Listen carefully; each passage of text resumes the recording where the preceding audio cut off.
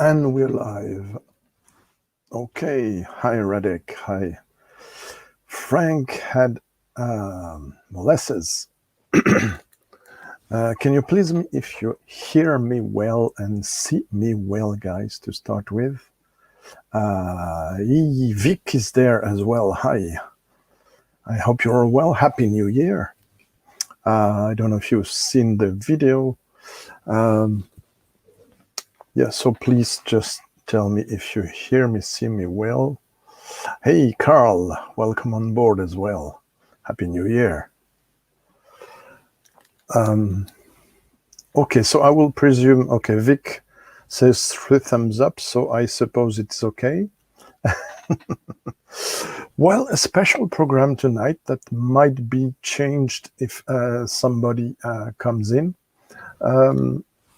Still don't like to be on headphones, but it's more comfortable for me to be checking these things without being too much disturbed by my environment. I'm not in a house, so it doesn't make things easy.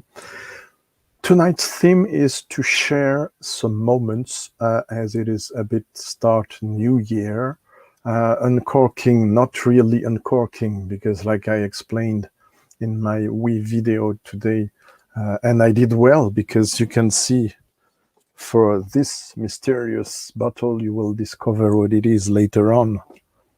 There you go, first cork broke. Let's say a traditional one, as every year I have with the variations of temperature and stuff, moisture. I had problems of cork broke that I wouldn't have if I have, for instance, a house with full access and stone walls, or even thick concrete walls. But it's life.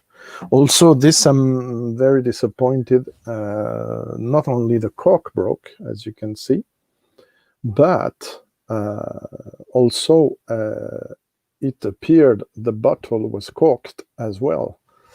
So I won't drink it tonight because I did an attempt and it was really almost ruined my palate for tonight.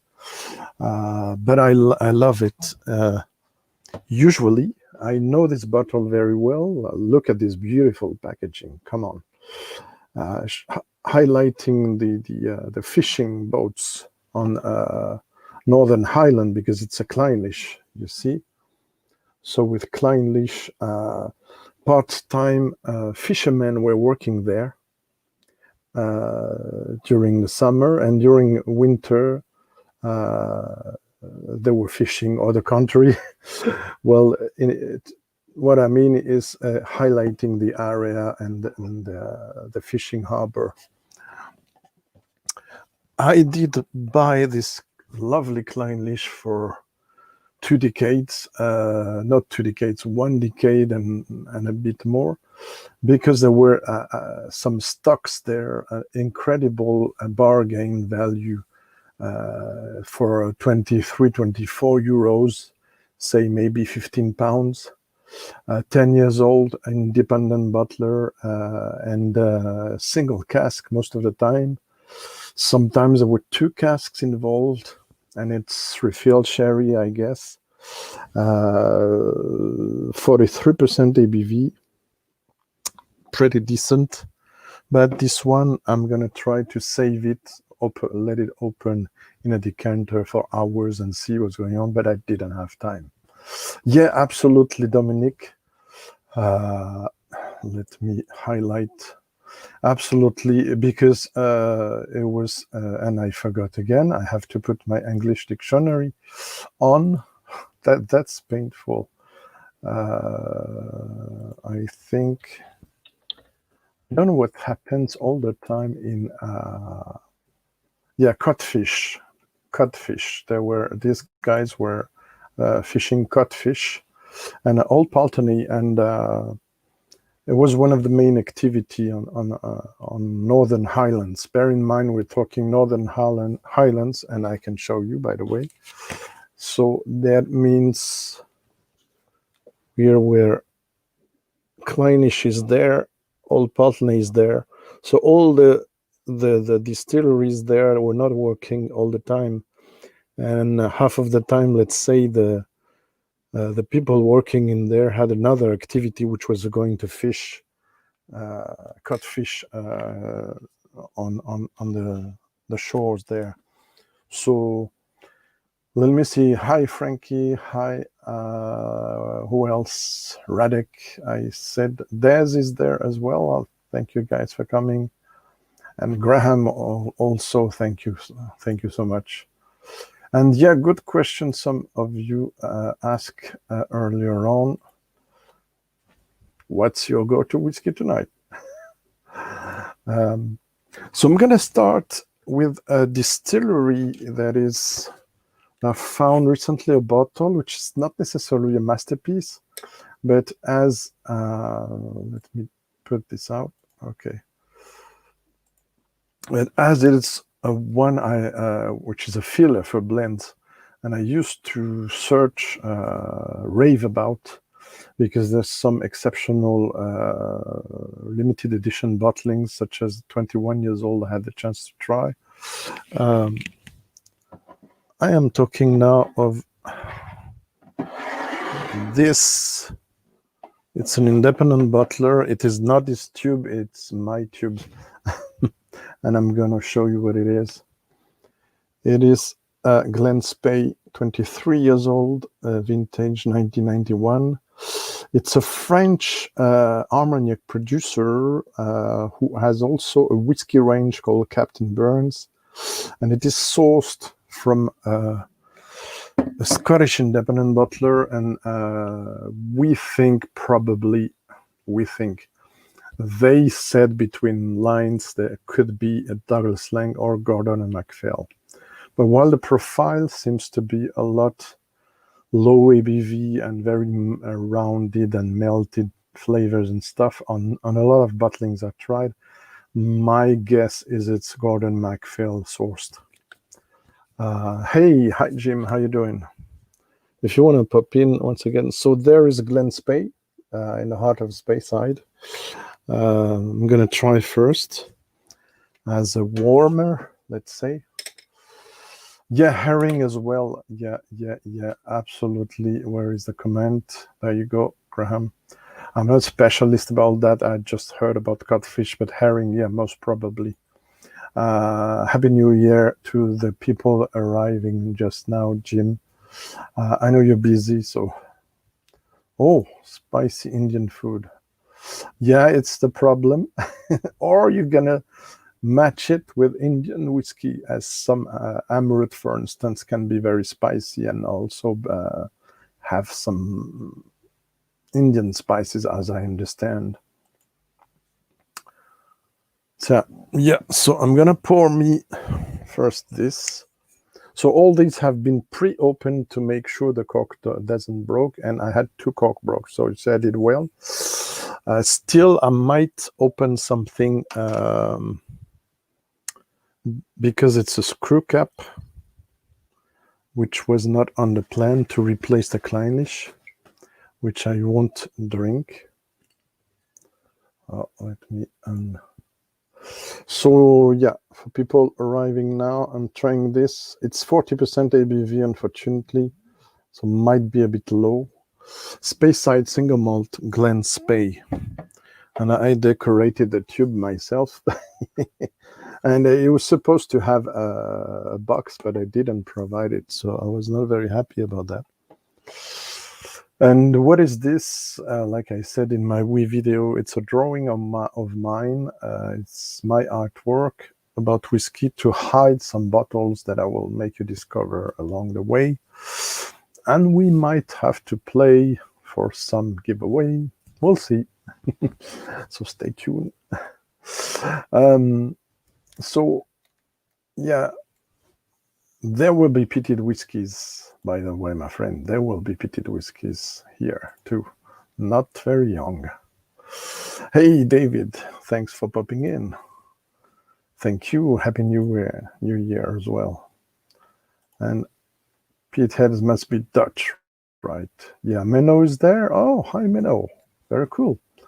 Well, so I was just saying I was having this to start with. GLEN SPEY, 23 years old, from a French,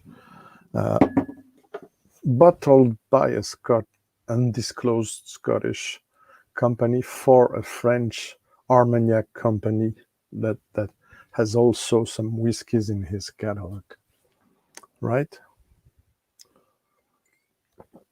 So if you have some whiskies you want to highlight, or something unusual, and you want to share with me in the chat, it's the moment. Hi, Frankie. Glenallachie, good start as well. Cheers, everyone, and Happy New Year. So this is very light, a bit yeasty, though, with quite some age already.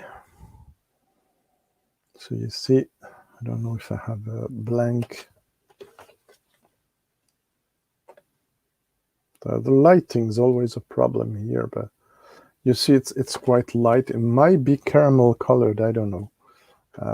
It's possible in that range. So some flowery elements, some herbal elements, but sweet. Everything is sweet. Some barley sugar as well. Okay. Once again, I'm going to put a link in the show if some of you guys want to come along. There it is, but I have to copy it. I think I had it on the chat already. Let me see if I can put it there. Yeah, there you go. For those who want to join. So I'm going to have it now on the palette. It's the second time I try it only. So it probably needs still to open. Oh, Vic is there. Yeah. Hi, Vic. How are you? Hey, Greg. How are you? Good to see you. Cool. Good to see you. Happy New Year. Happy New Year. So what do you have? I extended Aaron 25? No way. Can you show me? 21, Aaron 21 and Balvenie 21. Oh, nice. Very good. You know what? I had an opportunity to buy me a Balvenie 21. I was waiting for months to have enough money to get it. And I went into the shop at 164 euros. I don't know, in pounds, maybe 140. So I see it everywhere around 200. Right. So I said 164. It's a very good price, right? Yeah. And there was only one bottle. And guess what? Last week I arrived at the shop. I didn't book it because it's a general supermarket. Very luxury one, but luxury because of the location, but also with, very cheap goods for everyone. But someone bought it. So it was too late. It's life. Yeah, as I said, you can't have them all. Right. Oh, does it says pure malt? Oh, yeah. Yeah, I'm going to tell you, you're absolutely right, Graham. This is the problem with the French market. You know what? I didn't even notice it because I sit too many times in France and I don't like it. And even for French distilleries, I tell them, this is pure malt. With which other distilleries did you mix your malt? And they say, no one, it's only our whiskey. So I said, you shouldn't say pure malt. But what many people don't know is that in the beginning of Scotch whiskey history, pure malt meant single malt. So first Glenfiddich, if you see 1960s, 70s Glenfiddich, you have pure malt on the label. It's the first single malt launched in Scotch single malt launched in the world, by the way, in the 60s, 1963. And they disclosed pure malt. Now the habit is more in Japan to say pure malt instead of blended malt, and in France to say pure malt instead of single malt. That's very confusing. There is no world standard. Yeah, exactly. So how you gonna try something along with me, Vic, to start with, or later on, as you wish? I just poured Balvenie 21 and the new lovely look, I have to say. Some don't like it. Me, I like it a lot. I think it's classy, and that's the braille thing on it, which is very democratic. Right. Someone pointing something for you, Vic. I don't know. It's the not regular 40% regular one, right? It's a 43%. In US we are spoiled. Well done, my friend. I know there was a version at 47.5. Oh, I haven't seen those. Travel retail. I haven't seen that, but this is the 43%. This is better than 40 we have in France. Right. Let me tell you. So cheers, everybody. Slanjava, anything you want. Cheers. And for the best and for a better year, 2021 than the last one. For God's sake. Absolutely. Hey, Frederick is there. Happy New Year, Frederick. Cool. Yeah, I know you were busy. Well, a spoiler for Menno, there might be an ardbeg later on. Maybe, I don't know.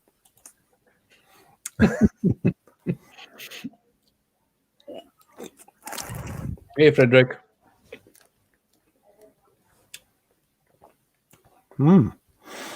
Okay.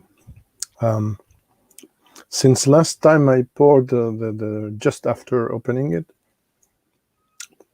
it has gained some herbal elements, slightly bitter, but also some barley sugar that might be more appealing now than at the beginning. Were very flat. With 40% ABV, it has to be oxygenated quite a bit, and also be first to be poured, because all the others are higher ABV. Mm-hmm. Oh, Bonani, there's a French-speaking guy or who knows some French words. Thank you very much, George. First time I see your name. Thank you. Oh, yeah, that's why Dominic talks about single cask. So for information, this is probably the relaunch of the previous travel retail, but instead of being a small batch, it is a single cask now. Very interesting. But what I'm afraid of immediately after that information, thanks, Dominic, is at which price did they launch that, right? Yeah, that must be a crazy price. Yeah, I'm sure. So what I like in your Balvenie that I have the occasion to try 2, 3, 4 times only in 20 years is the kind of a marmalade, jammy, very sticky, generous profile with baked fruit, in the oven, and some kind of tarte tatin experience. What do you think? Yeah, I get a lot of chocolate, chocolate and spice. Okay. More like baking spices. Okay. So it's different from the one I tried. Cinnamon and kind of cloves. This is amazing, Andrew. Cheers. I would have liked to have this one. Yeah, go ahead, Vic. Yeah, I mean, that's what I was saying. It's kind of baking spices, a lot of chocolate. No fruits whatsoever. Hi, Alan. Happy New Year. A bit of orange. Okay, yeah. Or more like without orange peel. Yeah, without orange, it is not a Balvenie Portwood, right? There you go. Yeah. I used to have it's a bit away from me now, but I still have some 40% ABV, quite cheap in supermarket in the year 2005 and stuff. The 1991 and 1993. I don't know if you tried these. These are early Let me check early bottlings. Just a second. Yeah, Portwood, 1991, 13 years old around 2007, and the 1993 were the 2008 release. So, Wow. Those yeah, are really old bottlings. This is my first Portwood. I bought it late last year, and I opened it about 6 months back. are So you happy with it? yeah, I mean, when I first opened it, the initial first couple of pours were kind of okay, not as exciting, but I feel that it has definitely improved with time. So I like it now much better than when I first opened it. Good. It's better that way. Yeah. Well, it's getting interesting, but it's still a demanding whiskey. I will say not for beginners, because there is kind of a lack of depth, maybe. Mine, I mean the GLEN SPEY.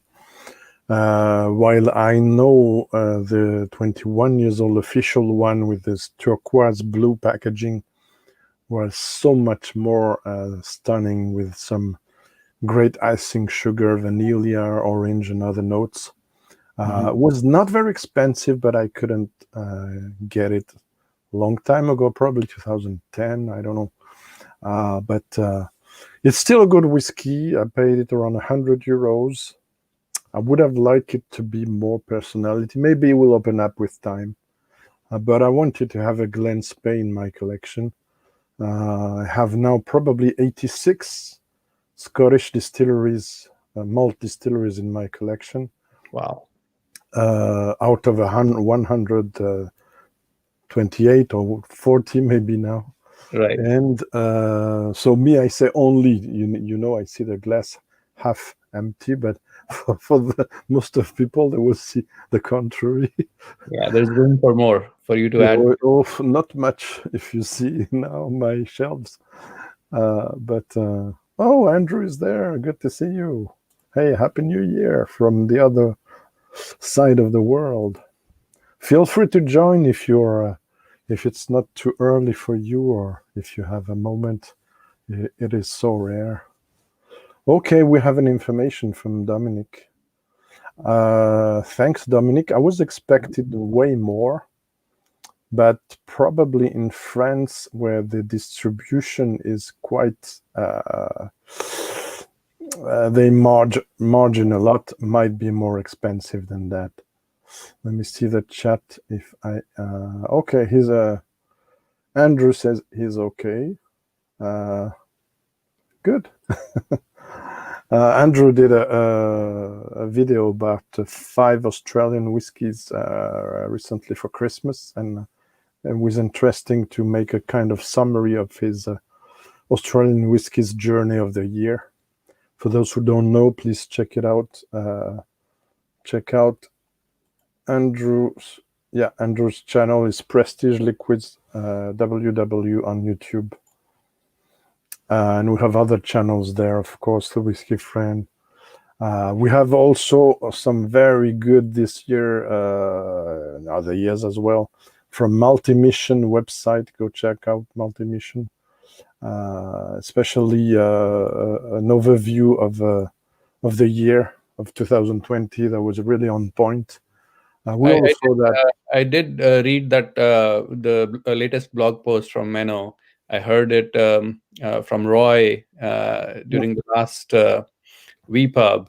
And, absolutely. I did read, and it was very well written. Great job, Menno. So 17 people watching. I will wait to 20 people symbolically to crack on this. People don't know what it is. But I'm sure it's something very, very interesting. It's not the best of the world, but it was something I could. You're very welcome, Menno. It's something I could put my hands on it before prices go skyrocketing, and there's some reason for that. I will explain. This is something I wanted to open for a long time. and I waited, and now that I have finished my other bottle of this distillery, I said, okay, we don't know how the future will be. So, and you know what? I have the, shall I do this one first? I always wonder. Okay, I'm gonna switch my order because there's no Kleinlich. We're not gonna try it.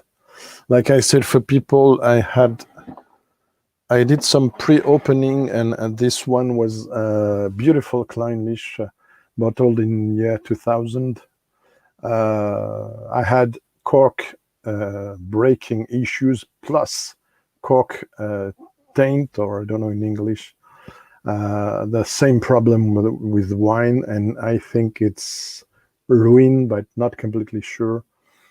So I don't want to try it again. It really was hard to get away, to get rid of, but fortunately I have those marvelous things from Scotland. Oatcakes are very helpful for distillery to put things in order. What does Radek say? I don't know which whiskey was it about. Oh yeah. I will. The problem is whiskey of the year. For me, I struggle to do a video about whiskey of the year because of all these festivals and shows closed. There's a bunch of things probably.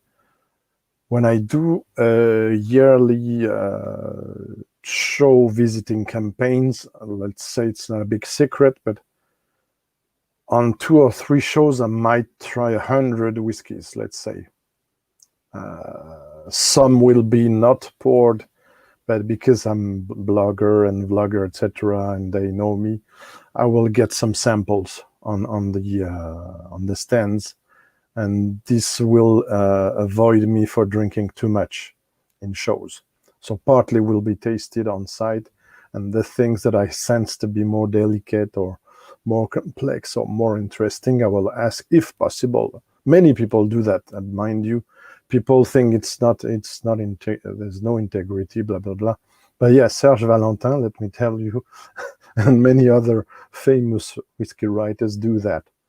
And it doesn't mean they're biased then when they do their comment after it. So, but of course, if they say, we need immediately to hear what you say, and I say, wait, you give me this, but if you accept, the review will not be immediately after the show. And it's not necessarily positive. It's like the way I work with the companies, and so far it hasn't been a big issue. Now, I don't have whiskey of the year per se because I don't have enough choice, but I did 22 whiskeys for Christmas, and I think in a way the ones I highlighted as first choice can be considered, I think, as whiskeys of the year. But if I have to pick one, there will be probably, spoiler for not a surprise for many people who see me, it's a French whiskey. And it's an experimental one from an indie company. And it is Roboral de Climens is the name of the guy who runs this, but also the name of the company. It's a French distillery sourced juice, 3 years old, plus around 1 year, a few months, and up to 1 year in an amphora. So it's an experimental kind of finishing. This company doesn't do only that. I have tasted beautiful sauté on cask ones. But the thing they do, they have, this one is Cask Strength at 51% ABV. Others are reduced to 40, 46. But I think they do a great job really highlighting good distilleries from France. And me, who is not very much fond of wine finishes, I think this company does one of the best job about it. And I can really be proud of France when they do this kind of wine finishes, let me tell you. So yeah, probably be my company of the year. Interesting. I don't think I've ever seen anything from them here in the States. No, oh no, you won't see them for a while. I'm sorry. That's why also, if I have to pick things, I'm trying to pick things you can find. And I know that people from UK, because I've been asked, and I asked the guy, they can write to the website. Let me show. You can have a look there. You can write to Emeric, who runs the company, on my behalf, and he can tell you if he can provide you the some bottles.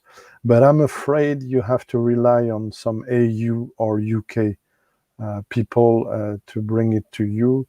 And also in France, we don't have the right to ship anything alcohol to the USA. So I don't know how people do send samples without being intercepted by customs, but we can't do it normally. Yeah. So that's why I cannot highlight this too much in my English videos, but I will do reviews about these, and also about French whiskey. I did invest a lot in French whiskey recently.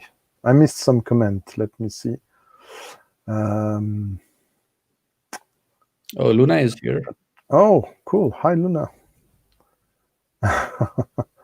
Well,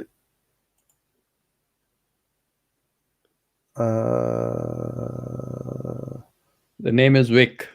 Yeah, Vic from Silverlock Whiskey. He's also a CEO, right? Sorry? Are you part of our group in Discord from New Dram Drinker? I'm not sure. No, I'm not. You should check it out. There are very cool people there, including Luna. Oh, okay, sure. I'll check it out. It's go ask New Dram Drinker. Maybe check it out. Oh, I cannot. The problem is when I highlight a comment, yeah, I have to click on it, and it goes fast. Oh, yeah, exactly. And the thing is, because I think I'm not a superficial reviewer, not targeting anyone, mind you. You know what I asked to the producer, because I thought it was a gimmick? I asked him, can you give me the whiskey that has been first matured in wine or whiskey barrels before it got to the amphora, a sample of it, and then after.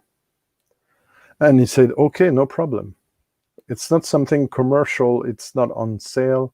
You can only have either the initial whiskeys with their way of maturing it from the Hep distillery in Alsace, French, or you can wait to see the result of the experiment. I tried both. Both were interesting, but the finishing in amphora brought some extra notes, so some very rounded notes, also some terracotta notes, very weird, but mellowing everything, but giving some extra depth and complexity. So I find it very interesting. So that's why I'm highlighting them, because they do a great job, I think. Interesting, yeah. I don't know which whiskey they're talking about. No, it's not this one. Santé Menot. I miss. Probably they talk about Aaron. Yeah, good question. Feel free to share with us what you're drinking. So I'm gonna switch, and I'm gonna try. I have the whiskey of the night, if I may say, but there are 3 whiskeys of the night. Is there the white box? It's there, sitting with I don't know if it is there, with an Aquavite coin.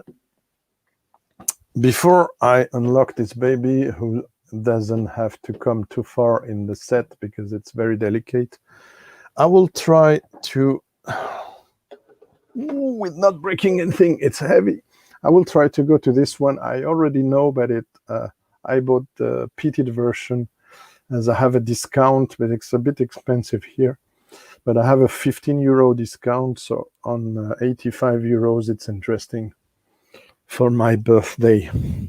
And it's a screw cap, so I can open it with no fear. You see, Vic, of any. Well, I know. What am I sipping? So I have a Balvenie 21 Portwood finish and an Aaron 21. Just that. And yeah, I don't know, guys, if you know Westland. I know opinions are divided about the packaging. Me, I love it. It's very simple, efficient. The trees, the kind of primitive sign. The marketing is very clever because it matches. I studied art, so it matches some kind of symbols you have in British Columbia, Native American art and craft, and the rest is some geological stuff that you can see also on the tube there about the area. It's a distillery from Seattle, exclusively making single malts, not bourbons. And it's too far from here. I have a box. Unfortunately, it's the sample is finished, but they sent me this a while ago with something called Winter Edition, that you can have only in the distillery, which is both peated and sherried. And let me tell you, it's one of the best whiskeys I ever tried.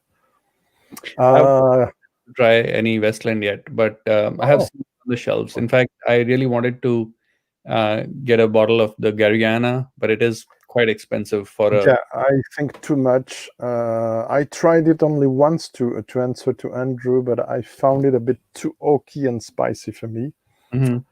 I did have in a blind tasting show live on my channel. It was a sample from Spirits People, Johnny.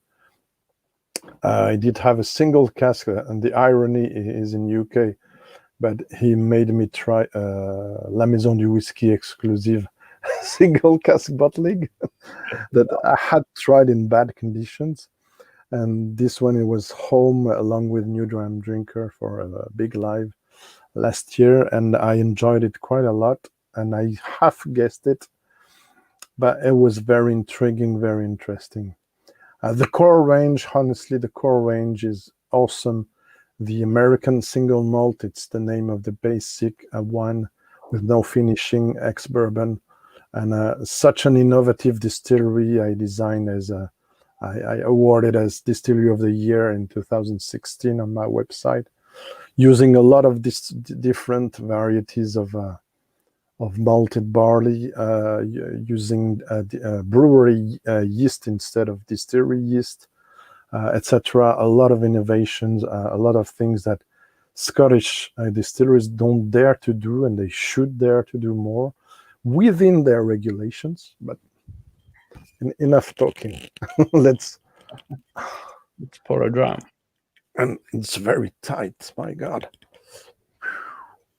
Am I gonna succeed or not?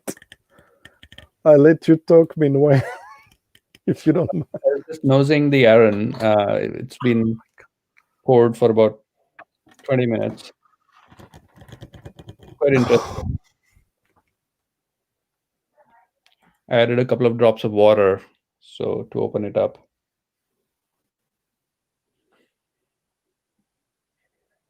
Oh, to answer to, I let you answer first, if you like, Vic. Oh my God, I just cannot open it. My favorite whiskeys, frankly, one of the best whiskeys that I tried last year was the Lacheg 19-year-old P.X. finish. Ooh, I haven't tried this. Yeah. That was amazing. Other than that, I really like the Longrow Malbec finish. 13-year-old Cask Strength. I've seen that on the shelf, and I didn't know what to think, so I didn't bought it, and now it's too late. Yeah, Yeah, there is that new Longro Chilean Cabernet Franc finish bottle that just recently arrived here in the US, but it is Yeah. priced too high. Yes. Is it Eric Maltmuser who praised it yesterday or so? I don't remember. Some US YouTuber praised it a lot. Or Yes, was it maybe Rob Whisky in the Six? I don't remember. I think it was Eric. Eric, maybe. I think he probably released a video on Friday, and yeah, but it is just it's about $175. I wasn't too keen on picking that up. Okay, there will be more to come, but now that I have the question from Graham, I'm obliged to reveal what it is. Okay, cheers, Menno, no problem. Bye, Menno.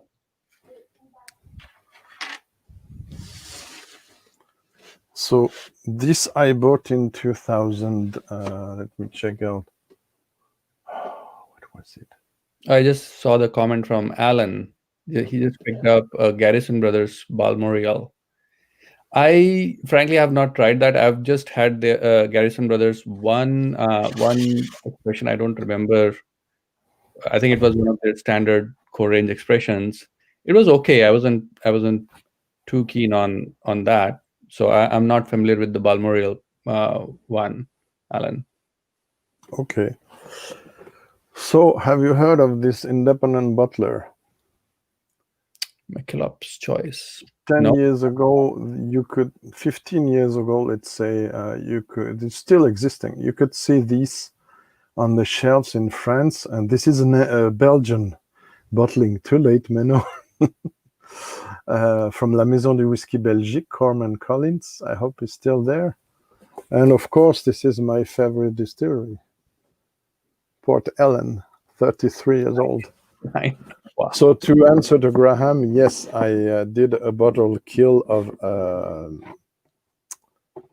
a Port Ellen, which was not the best I had, but still good. Anyway, when you speak about Port Ellen, and it's just my opinion, of course, and you say still good, that means it's above a lot of other Islay whiskies, in my opinion, because most of the 36 Port Ellen I've tried are stellar. So yeah, it's a MacKILLOP's Choice, and why it wasn't too expensive, it's because it's 43%, and I with a few friends we ordered the Cask Strength version and we got this instead. By the time we complained, it was too late. It was gone.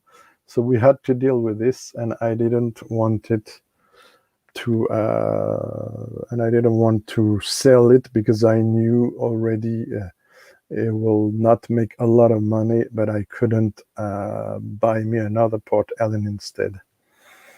I checked this one, it's around 900 euros now. So one of the cheapest Port Ellen around, especially, compared to the official ones, which are around 2,000 or 3,000 euros. Something very special happened with the bottle kill of the previous Port Ellen, but as it's a kind of surprise going on, I won't tell more now in case some people watching.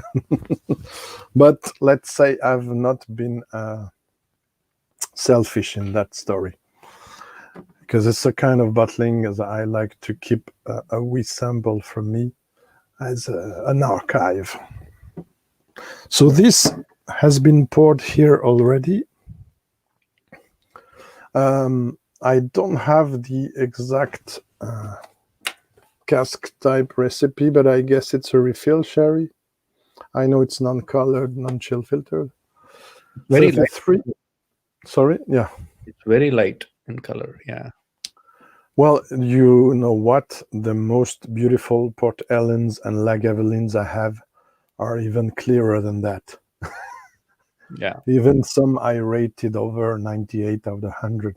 So the color doesn't really tell all the time things. Yeah, Luna, you're right. Sorry. I got a problem on my throat. It's not a good time. Well, that's why I'm a bit critical when I give my address, Luna. And it's my last bottle of Port Ellen. But as I almost died last year, I said, you don't know what's going to happen. Are you going to let this on the shelf? It's even not in the shelf. It's hidden somewhere because I don't have the place to, and I don't want to be right away visible from people coming in.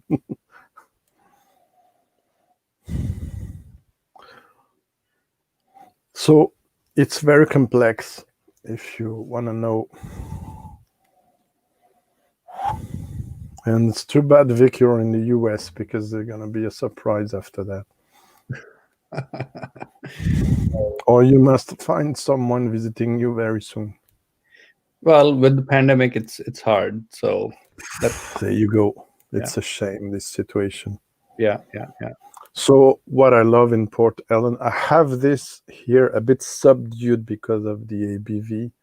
Often the most beautiful versions are cask strength, but not always.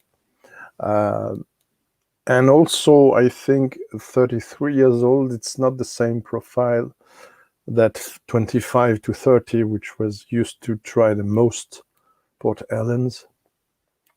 So this one is more calmed down, more green, more vegetal profile, like old Lagavulins as well. The closest I can say, for those who don't know Port Ellen, it's probably an old Kulila. An old Kulila can be very, very beautiful. Not often, I have to say, in official versions, but in independent versions, but they can be absolutely stunning. Cadenhead did bottle some beautiful 1984, 30 plus, 35 years old or more. Kulila, they're really above this, I can tell you already.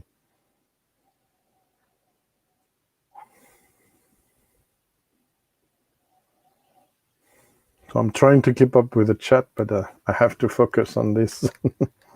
David having a Tomore, 26 years old, that sounds good as well. So what I love in Port Ellen, and this still shows some, is the mix, if you want, Vic, between maritime notes, like Talisker behind me. Right. But at the same time, you have so maritime and mineral, like Talisker, but also beautifully floral, seductive. Not necessarily heady flowers, but flowers mixed with some spices. And this star anise note that I love in Port Ellen, Kulila, and sometimes bowmore. This is beautiful. Wow. Cheers, Frank. So this year I did get a bottle of the Christmas edition of the Big Pete. Oh, nice. This is nice too. On the label, it does say it has Port Ellen. I don't know how maybe just drop a bottle. I can tell you in the 2017 I bought and I own, I was told, well, not supposed to say it everywhere, but there were 4% only. But as I am an amateur blender and I did a lot of experiments with Port Ellen until I found out I will never probably buy another bottle. So I kind of stepped back for giving too much of Port Ellen in my blends. Mm-hmm.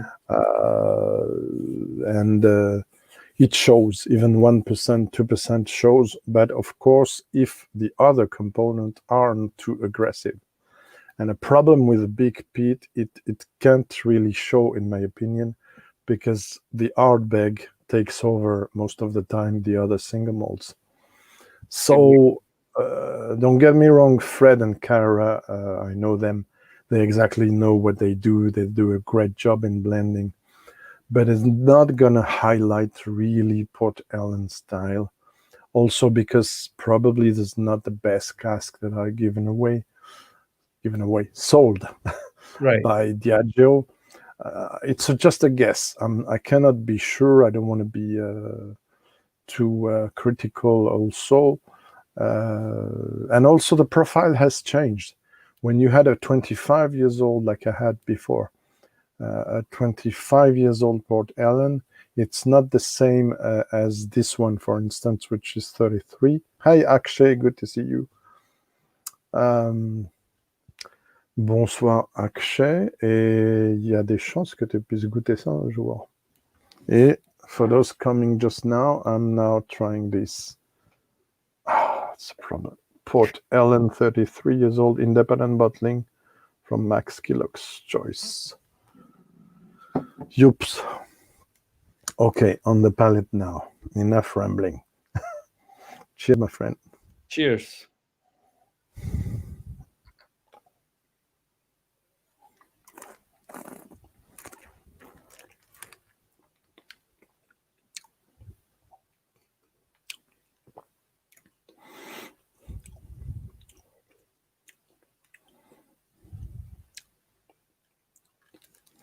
Well, it is not the best one, but the magic with Port Ellen for me is the finish. It's one of the most beautiful finish in Islay I know. Sure, this one is quite green. Reminds me of an old Kulila I have in sample now.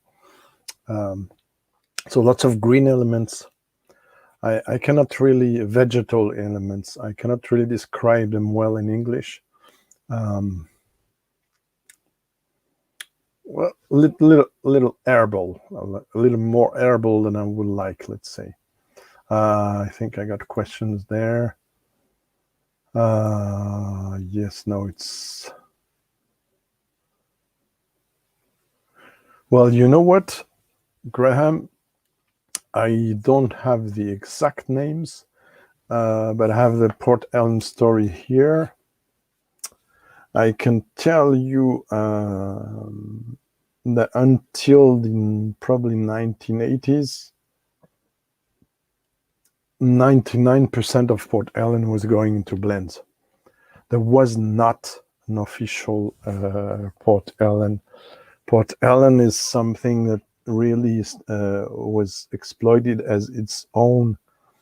I don't have the exact date, as it was mothballed during almost 40 years, as I see. It's my own article that I've kind of updated. I cannot tell you exactly, but that's for sure. You probably had some in Johnny Walker Blue. You still probably have some in the. You had some in the Ghost and Rare Blue Label, but it's very recent. I tried it. I didn't really felt it, to be honest. Same for the Brora and the Glenry Royal. While I know these distilleries, I tried whiskies from them. It's just very tiny. I would have liked these two to have more influence. But I'm pretty sure in the old Johnny Walker Blue Labels, and probably in some limited releases of them before. Then I was surprised that some exceptional Shivas don't have it by the exchanges between companies. So I have to track down this to answer you. It's very difficult to answer, as it was something so common that it isn't often stated. Even in the books I have about blended whiskey, it's not often stated. But I'll do some research, and if I learn it, I will tell you. Yeah, dentist, it's not too much, it's not in the question, but it's not medicinal. If people wonder, as for Lefroy, it's not Lafrogy, it's very characteristical. And the last note, it's a floral note going on with the star anise note and sweet spices, and the minerality among the ones I prefer. This beautiful minerality, and until 2007, 2010, the equivalent for me of Port Ellen, for, like I said in my exceptional video, whiskies video, the most affordable, not equivalent, but kind of as charming, affordable alternative was Talisker 18. Talisker 18 is still a very good whiskey, but the recipe has changed a bit. But around 2007, and I have some, this was absolutely beautiful and very close to this profile. But this one now is 33. It's not 25, so I haven't tried a Port Ellen 40 years old at 2 editions. Way too expensive. Even the sample is very expensive.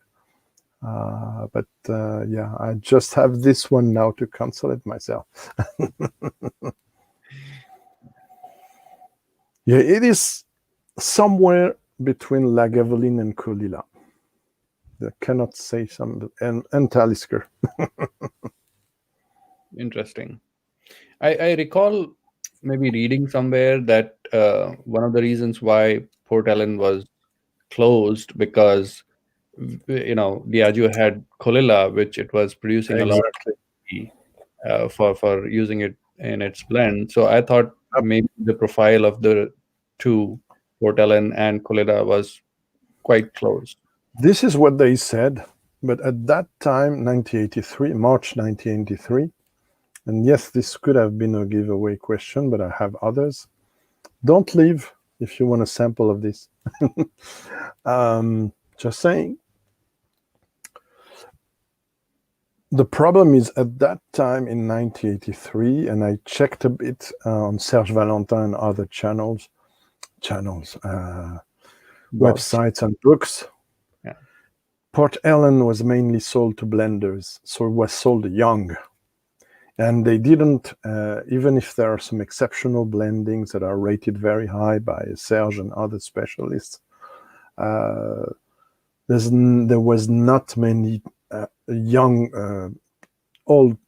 were not many single malt Port Ellen around, and they didn't let it age. It's what I mean a lot. It's only when they started the rare malt selection in 2000, around 2000, and when they did the first and second release, that they started to understand that it was aging very, very well. And maybe they regretted their decisions, because they were not stupid. They stocked up. They said, we closed Port Ellen, but we stock. Yeah. And then we're going to sell it a special release each year. Until now, I think it's going to be finishing very soon now. And people started, well, the most experienced, let's say, started to understand there was going to be an exceptional whiskey in terms of aging well. At least when arriving to 20, 25 euros. I haven't tried over 35 years old Port Ellen, so I can tell the 37, 39, and 40. This is not for mortals anymore, but I have some friends that were generous in the past, and I guess still are if they can, that made me try so much exceptional whiskies that I feel privileged. And again, this was a grouped purchase, and even if we were a bit mistreated, if I may say, to be sent 43% version instead of the Cask Strength one, this is still good, I have to say. But people who will try this today thinking it's Greg's favorite distillery, so much hype, blah, blah, blah, might be disappointed, because it's not necessarily representative of the most beautiful Port Ellen you can find. But it's the only one I could, in the late years, have, 2013. So like I said, I have two others that I've finished. One recently from Barry Bros, 25 years old, and one for the same company as this, which was my first Port Ellen, 21 years old, 40% ABV, but it's probably better than this one, and better than the 46 one from Barry Bruss, because the cask selection was awesome. And I remember being in that French shop where not many people were going, because it's mainly an Armagnac shop and wine shop, and Armagnac is not so popular in France, not as it should be, in my opinion. So that's why it's still with interesting prices. Right. Age-wise, you can find some stellar things for 100 euros or less. So this guy presents me several bottlings, obscure distilleries I didn't know at that time. 2006, I had only, let's say, 7 years of experience of whiskey, but only 1 or 2 shows, not many friends at that time, a bunch once. And this guy made me try several Speyside, etc. And then arrived this Port Ellen, and I was standing before a table. And I'm nosing that Port Ellen, okay, not this one. And wow, and I say, please, can I have a seat? I needed a seat because there was some kind of Satori revelation. And I said, okay, I'm in love with you now, Port Ellen. And at that time, it was 160 euros, which for me was, I would never put that price in a whiskey. But I asked if I could pay 3 shekels. And I don't know why they accepted on 3 different months. And believe me or not, I didn't try it most of the time alone, but I shared it with friends coming in to visit me, because this kind of things, even me now, I'm not going to drink it every day, you can imagine. And I want to share this with people, not give away all the bottle for free, because I'm not crazy. But I want people who are interested in this kind of things to try it. Right. As much as possible. So I don't know how many people, 15. It's gonna be hard. I'm gonna try other whiskeys after that. So I'm gonna propose 2 samples, one of this Port Ellen, and one of something else on the table. As a giveaway, but I wonder if a question are not too complicated. And yeah, only people in the, let's say, in Europe or maybe in Canada. If Vic, do you know someone in Canada who can get hold of a sample for you? I do have a colleague who lives in Canada. That you can trust he won't keep the sample for him. I think so. He doesn't like whiskey. Very good. Cheers, Andrew. Good to see you. Yeah. Oh, I think Graham is asking a question about my favorite whiskeys. Yeah, go ahead. Why I think of a question. Yeah. So, Graham, it was Lacheg, 19 years old, P.X finished, Cask Strength. I loved that. It took some time. Initially, when I opened it, it was very, very aggressive. It's a peated whiskey, obviously. And then the second whiskey was the Longrow 13-year-old Cask Strength Malbec finished. Really enjoyed that as well.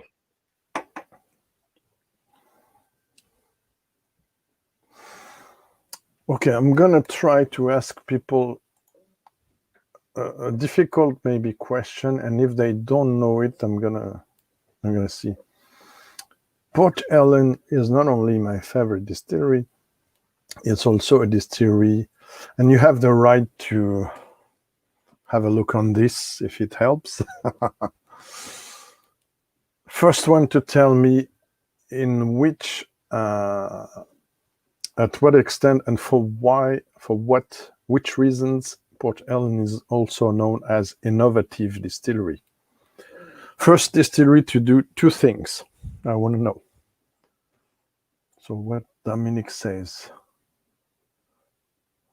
Oh, Master Malt doesn't deliver, friends, by the way. Wow. Well, it's expensive, but if it's 3 CL, it's not so much. Then depends what I don't advise, honestly, this purchase to people who are not enough experienced in whiskey. I'm sorry to say that. You have to have tried probably 200 or 300 of whiskeys from different kinds, different countries, different profiles, indie bottlings, OB bottlings, to start to try this kind of things. Otherwise, it can put you off if you're searching for basic flavors, the usual ones, etc. You might be disappointed with this one. And I say that I haven't tried a 40, but for me, I'm almost sure the 40 is going to enhance those green notes I have here. That will be Cask Strength. So I don't get answers. Vic, do you see some answers? I don't see. Not yet. Yeah, Graham has one of the answer. First distillery to use a spirit safe. Oh, okay. But I think Graham already had some Port Ellen, right? But he has the right to. I'm sure he has a crazy collection of what I heard, Graham. Okay, let's say the first one to come with one of the two answers at least. And as I don't see other answers, I guess I will do another one later on.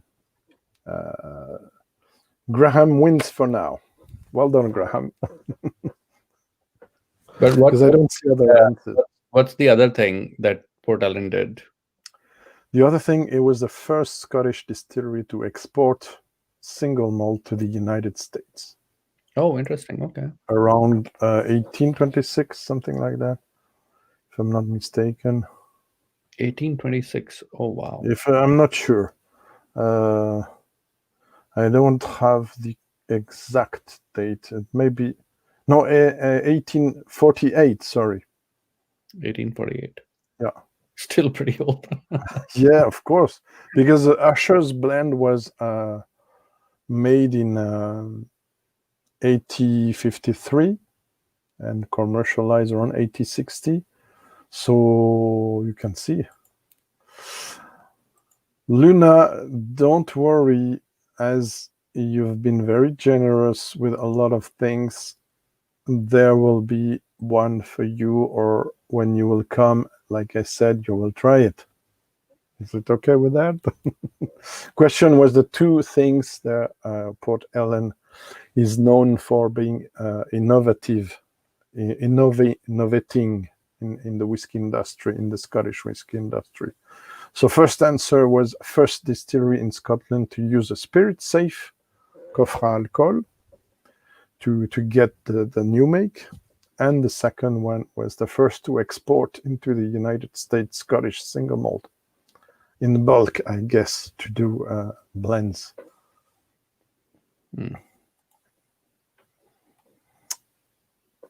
Interesting. Yeah. So there you go. I might ask Lester on another question. I'm going to finish this while we talk. And thank you for being my guest. Sure. I don't know if other people, let me check. No, there's answers on my website, but I don't want to check them now.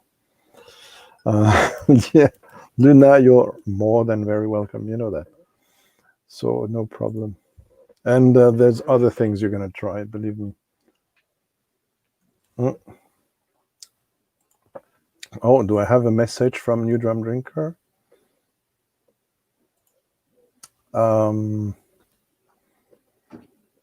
Oh, family Zoom meeting. Oh, okay, sorry about that. No problem. Excuse me.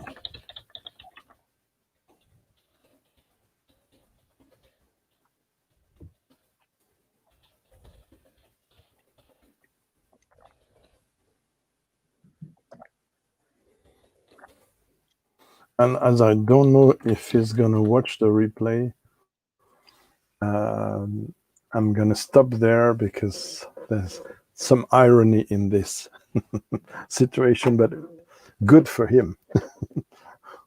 Cannot tell you more. Okay, so we got Graham, and I'm glad it's you, my friend, who gets a 33 years old sample Port Ellen sample. Shall I reveal what's behind now this drawing of mine? Which showcasing stills. I didn't have any comment on this, so I guess it's okay, but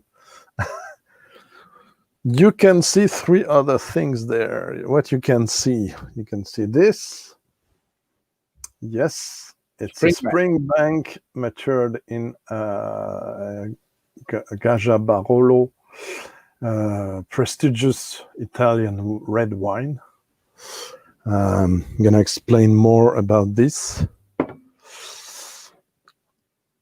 An exceptional whiskey. I don't have a lot of ardbegs. I'm not always excited about ardbeg, but this one, which was a friendly group gift, birthday gift, is an ardbeg of around 14 years old, completely matured in first fill P.X. sherry, Pedro Jimenez sherry. Wow. Cask Strength, no added color, no chill filtration. And yeah, that was not a question, Dominic, but you have not good eyes, indeed. And this is another, as the ardbeg, by the way, top 75 whiskeys of my collection. Of when I tried, 13 years old Oloroso first fill sherry butts. That almost looks like black. Yeah, but it can have. Thank you, Luna. At least you noticed it. And again, I might have a surprise for you. She was supposed to come there, but with all this COVID stuff, you know what. Radek, thank you for coming. Take care, and again, Happy New Year for you. Thank you very much for coming in. Good night, Radek. Yeah. So yeah, I don't know if I'm gonna do them all. Honestly, we're not many people watching. I thought maybe there will be some other folks from your country, Radek. I haven't tried this. I tried this only once. I'm gonna speak more about it, but first I'm gonna pour some there. And again, it's a pre-opening because I was afraid it breaks, and it didn't, so I'm very lucky. Then once again, a cliche about colors and bottles. And I also subscribe to this cliche. Let me see.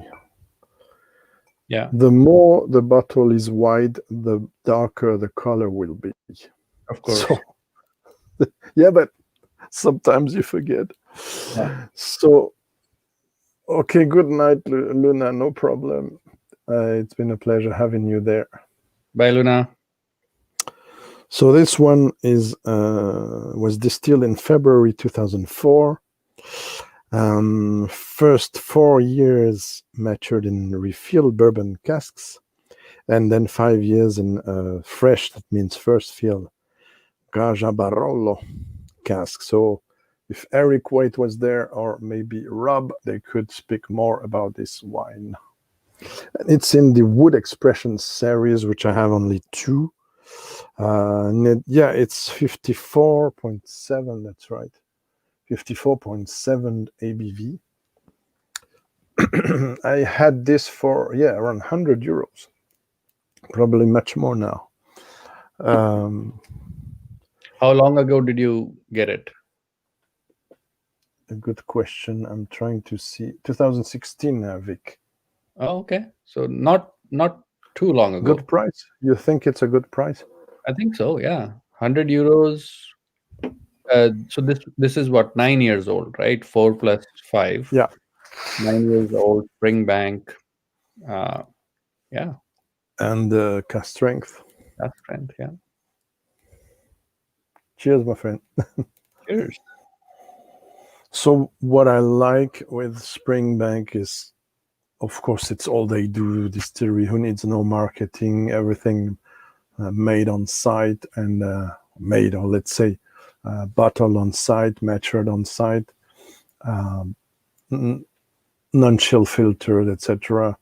No need to do a lot of fuss around it. The product speaks by itself, and it's so craft, so authentic. And they know how to master, most of the time, not only wine finishes. And that's what I like, because many distilleries don't know, or indie bottlers ruin the whiskey with the wine finish. Mm-hmm. And they really know what they do. And I tried it only once, but I said, "Ooh, this is very good." And I saw that on the shelf of a retailer who doesn't seem to have too much connoisseur customers, because there's some rare bottles I see waiting for the good moment for me. So I grabbed it. Yeah. So not much wine influence on the nose. Again, the problem is I don't know how barrel of wine tastes like, because barrel of wine is some kind of Bordeaux, which is from a big chateau. And in France, if you want to have a bottle of this, you won't see it in many wine retailers, and 90% of the regular ones in the street, etc., you won't see them. You will have to go to big shops, wine shops, and then you will see at 60, 70 euros a bottle. So not many people have tried this, while when it's in Saint-Emilion, or I don't know, something more common, if I may say, Cabernet, Sauvignon, etc., many people have tried. To try a barrel cask wine, you don't know, so it's hard then after to see how much impact it has. But still, it's red wine, and Italian wine has a lot of character. Sure. Usually. So to answer to Dominic, there's hype, there's also supply and demand. There's also some too high prices, as I agree about 18 years old plus whiskies from them.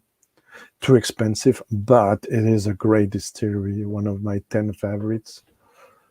So no, I won't say no too much hype, but it's a small distillery, so that's also why you don't find them anywhere. And that makes also play on the price version.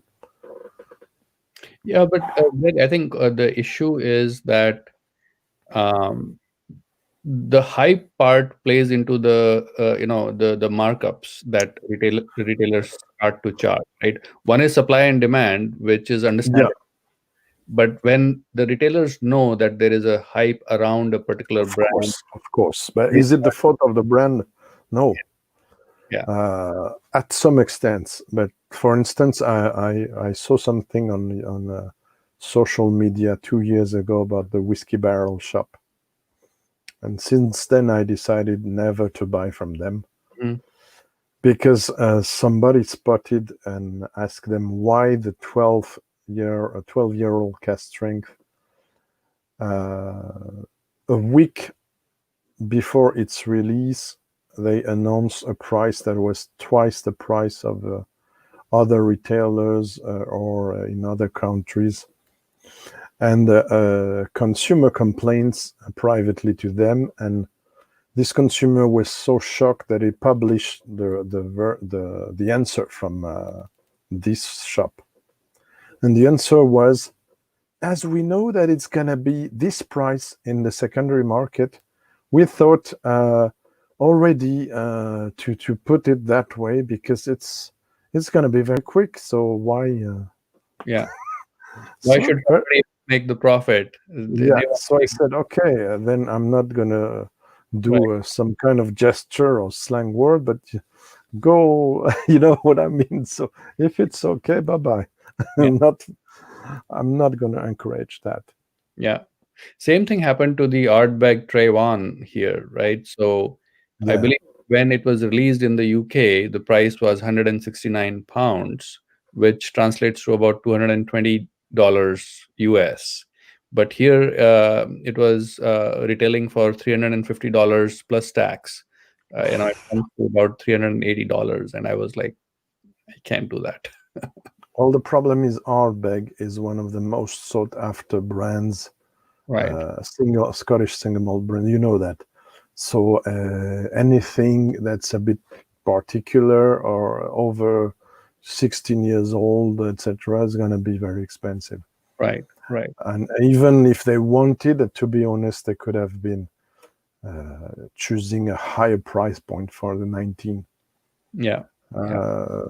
Considering what the market is now. Right. But me, I'm not satisfied with this brand for many. I did a video about that. I do think some of the core range is great, Ugadel, Corey Reckon, etc. But the problem I had with Corktained for several batches of the 10, I won't buy any 10 years old now. I don't want to do the risk again to be disappointed, and also I am not agreeing the ardbeg Day limited releases, yearly releases, because for me it's basically trying a different finish of ardbeg 10 with no age statement, maybe 1 point or 2 more ABV, except for the committee release, and putting 50 euros more to get it. Yeah. No, I'm sorry, no. Yeah. If it was a masterpiece, I would say okay, but it's never a masterpiece. There are some nice ones. Yeah. I like the Perpetuum, I like the Dark Cove, but there's some very average one, and even some May ones. So I know we have Eric, hardcore fan of, for instance, of ardbeg, and I did try a lot of ardbegs in the past. But I'm sticking to those affordable ones, and when I've been offered, like I was the crazy one I showed earlier on, when it's good, it's good. Yeah, Graham kind of disagrees, but well, I don't know. Maybe it's simply not what I look for, and I'm more satisfied with indie bottlers. With the release, I feel that every year the price has been, going up, and it used to be a non-age statement, so you really don't know, what you're getting. So, for example, the ardbeg Black from 2020, when it came out, it was selling for $150 plus tax. So, and now obviously in the secondary market it is higher. I'm listening to you, but my friend, I'm enjoying this a lot. You should your notes. Like, what do you think? What are you tasting? Beautiful dark fruit, and some fat oils that I don't know where they come from. The distillate. What I love, it's the distillate has been perfectly married. 4 years of ex-bourbon did really play their role. And the Barolo, it says fresh barrel cask, but I don't know how they did that, but they did it very well. And I know who did it, by the way. It's Frank McCarty, so might be biased because I know the guy. Great guy. He saved not only him, of course, it's a GNA Mitchell family, but he took care of restarting Glengyle years ago when Well, now he's taking care, I think, of a remote Irish distillery, and he's consultant for many distilleries. But Frank McCarty worked for Bushmills, he worked for Bruichladdich, and he worked for Springbank. So 40 to 50 years work. And I had the privilege to interview him. Wow, nice. Yes, absolutely. And another thing to point about the price is they like Bruichladdich, I think they employ around 80 people at the distillery. Part of it for the visitor center and the school, etc., but part of the other to bottle in the bottling hall, in the warehouse, etc. So there's a price for that. And me, I prefer, and I'm not talking about the over 18 years old expressions that can jump up too much, in my opinion. But everything that's under 18 years old, for me, it's worth every penny.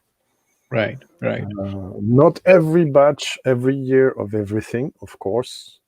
I had some disappointments of some Longrow 18 or some Hazelburn Sherry that was too overpowering for me. But there's counter examples in every series. Sure. Try before you buy. Yeah, absolutely. This is beautiful. I'm pleasantly surprised. I had forgotten a bit, in fact. Yeah, there's some kind of heady flowers notes, some wax, very pleasant wax. Yeah, I'm like you, Dominic. I'm not crazy about the 10. I have a sample of the Weeby's tea. I see it on the chat earlier. I haven't tried it yet, but I will try it as honestly as I can. Graham, you will tell me after that if you want a sample of the Springbank along with the Port Ellen, or if you want elements of Islay, ardbeg, or the bowmore. But take your time. I'm gonna I'm so sorry you couldn't try these along. Maybe it can feel a bit frustrating, Vic.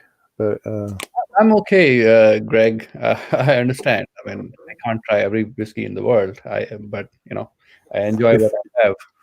if I have the occasion, I will send you something. We'll see how you can, if we can fix that.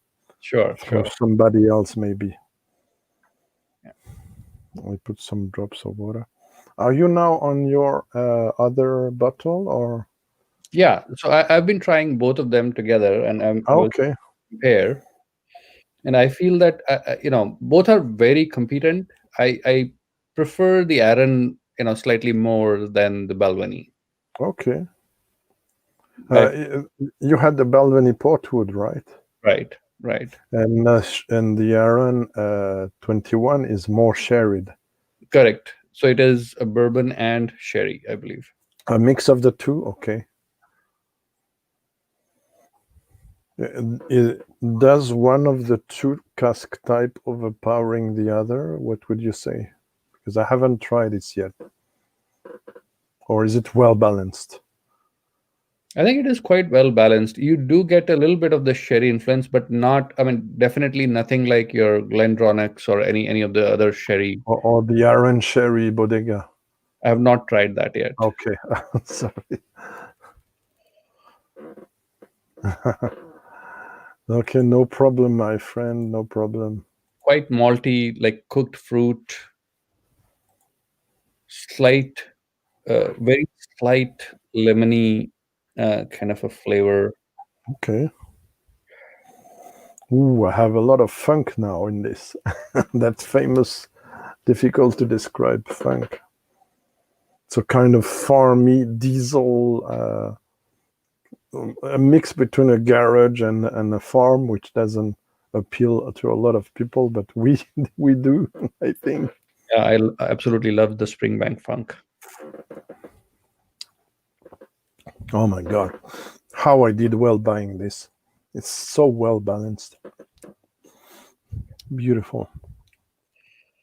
I definitely love the nose on the Arran better than Balvenie, and okay. I feel that with time, it gets better. So when I first nosed it, probably like half an hour, 40 minutes ago, it wasn't as, kind of like a bouquet of flowers, right? It's opened up very, very nicely.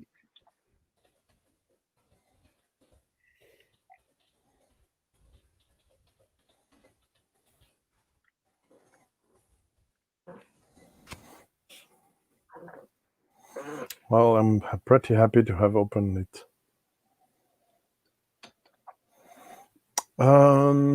Question from Graham. I've tried the. I think the last one I've tried was 2018. And I remember that I prefer, contrarily to many people, the 10 to the 9 years old, but it was based on only one tasting in a show, because they never give sample springbank, to be clear, even to bloggers. So I always have to focus and take a lot of time there. I only have one expression. I chose not to open today because I was too curious of this one, because I tried already 3 times. It's the 16 years old Graham, local barley, which is still unopened. And yes, I have tried the older local barley range, and I'm crazy about the 1966, which I awarded among my top 75 whiskies out of probably 4,000 now. But local barley 1966 is completely different than all the new series. It's old sherry stuff and old bourbon stuff. Okay, thanks, Dominic, for popping in. I hope your connection will be better for you in the following days. Good night. Good night, Dominic. We don't have other guests. I will. Where is the? Still. No, it's not on the guest, but on the comments. Yeah, I will show this again if somebody wants to join, and you can stay, Vic, no problem. The only thing I don't want is to be more than 4 people in the screen, because it gets really messy for me. But not more than 4 at a time. Yeah, I think last time we did this, we had 4, right? You, me, most probably. And was it Andrew or? Oh, I think it was Daniel from Whiskey Throttle. Oh yeah, Daniel. Oh, it was such a fun. I saw he participated to. I invited him, by the way. I saw he participated to a big Happy New Year live from Swami, who I also invited to come. So I have 2 hours live to check. Where they have 6 or more guests. Last week it was completely crazy at the Whiskey Novice with had sometime 12 guests or so. But okay, let's go back to the comments. No way. Oh no. I feel sorry for you. Oh my God. Wow, this is so good. Shame. Sorry about that. This is not the one to lose. Better lose a contemporary one. I do have a couple of bottles of the local barley, one 9-year-old and another 10-year-old, but I have not opened them yet. Okay. Because what people don't know about these old series, the first historical series, it's most of them are over 25 years old, 30 years old. So it's another question. It's not the oldest recent one is the 16, the one I have. Yes. But with old style of sherry and old style of cask, etc., you cannot have the same profile. Same for a lot of distilleries. Okay, right. I'm going to finish this up, and cheers again, everyone. Cheers. That was really awesome. I enjoyed it a lot. Wonderful. So, Whiskey Pilgrim Frederick was busy, so he didn't saw it, but I hope he tried it. Otherwise, I see if I can send him. If you watch the replay, Frederick, tell me if you had this one. Otherwise, as I owe you some samples. Apologies, everyone. I'm very late on sending samples. I had some issues with a lot of samples to try, and a lot of scent before that, so I haven't a lot enough yet to send and to send. But I will, and the community has been so amazing. I received so many samples. I have, can you believe that, 14 North Star samples to assess? Paul Gibbs, once again, the guy. So thing that I don't think I've ever seen in US. At least Paul. Paul? Sorry. North Star. Oh, okay. North Star bottles. I don't recall seeing them here in the US. I think I saw Scotch Test Dummies trying some, if I'm not mistaken, the blended whiskies, the Vega, the Spica. Okay. Check it out, maybe, and maybe ask them where they found it. Where are you located again? Chicago, you said? No. Correct. Yes, Chicago. Oh, well, they're in Texas, so they're far. So these are in Kansas. Kansas? Yeah. They're still far. Not. Are you far from Eric Maltmuser, Vic? Eric is in Philadelphia. He's in East Coast. Yeah, I'm kind of in the middle of the country, right? Center. So you are you saying to me you're closer to Mark from Whiskey Whistle in Winnipeg? No. Even Mark. So Winnipeg. I think we were talking about it the last time, right? It is probably a 3 or 4 hour flight for me. It's definitely it's not like a day trip. Okay. I have is Scotch for Dummies or Scotch. Okay. Right, they are in Indiana, which is probably about a 3.5 hour drive for me. Okay. Or the Rot Gut Review, which is in Milwaukee, which is about 2.5 hours. Okay. Okay. I'm gonna let it sit down a bit because I think it needs to be oxygens. I'm now, for people just coming by, I'm on the ardbeg from Elements of Islay. This is 50 CL only, so I cannot give a lot of this to people. And this was a gift from a group of friends here, an informal club, where we taste some crazy stuff, Port Ellen, Brora, Karizawa and stuff, a while ago. And this is a 14 years old, if I'm not mistaken, full proof, 56.3. And it was retailed around 165 euros when it was out. And you can double the price now. So I will enjoy this with parsimony. What does Graham says? Yeah, sure. But then there's older Springbank and newer Springbank. Excuse me, I'm gonna drop this off a second.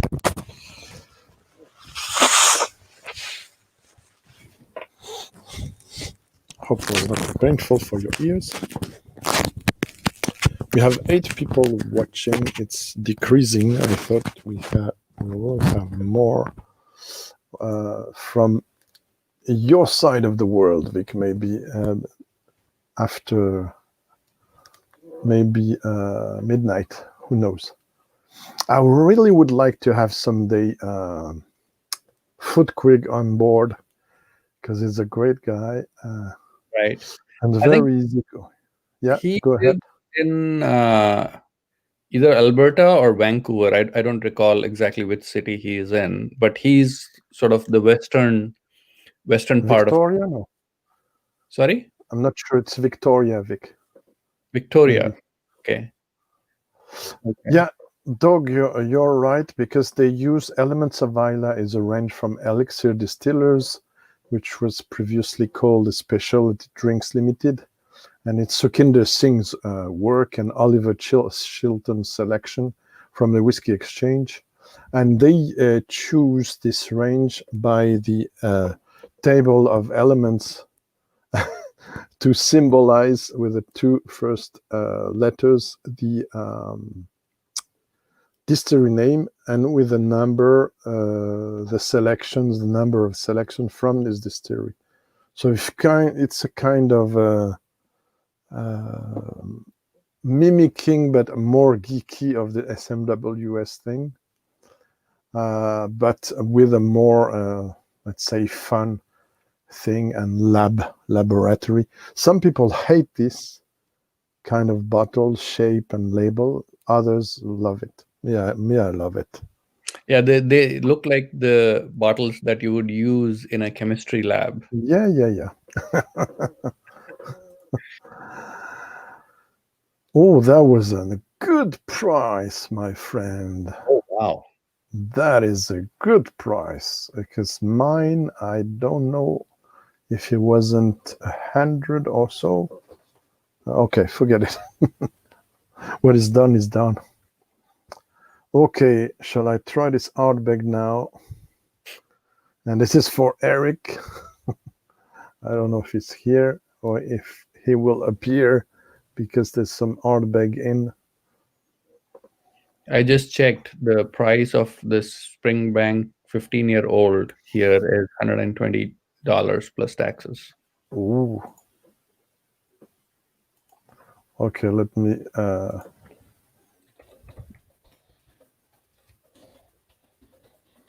send some hint to Eric. Wait.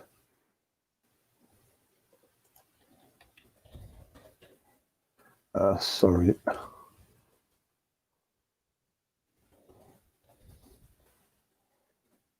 I just saw the comment from Graham regarding 15 to 20 bottles. Wow.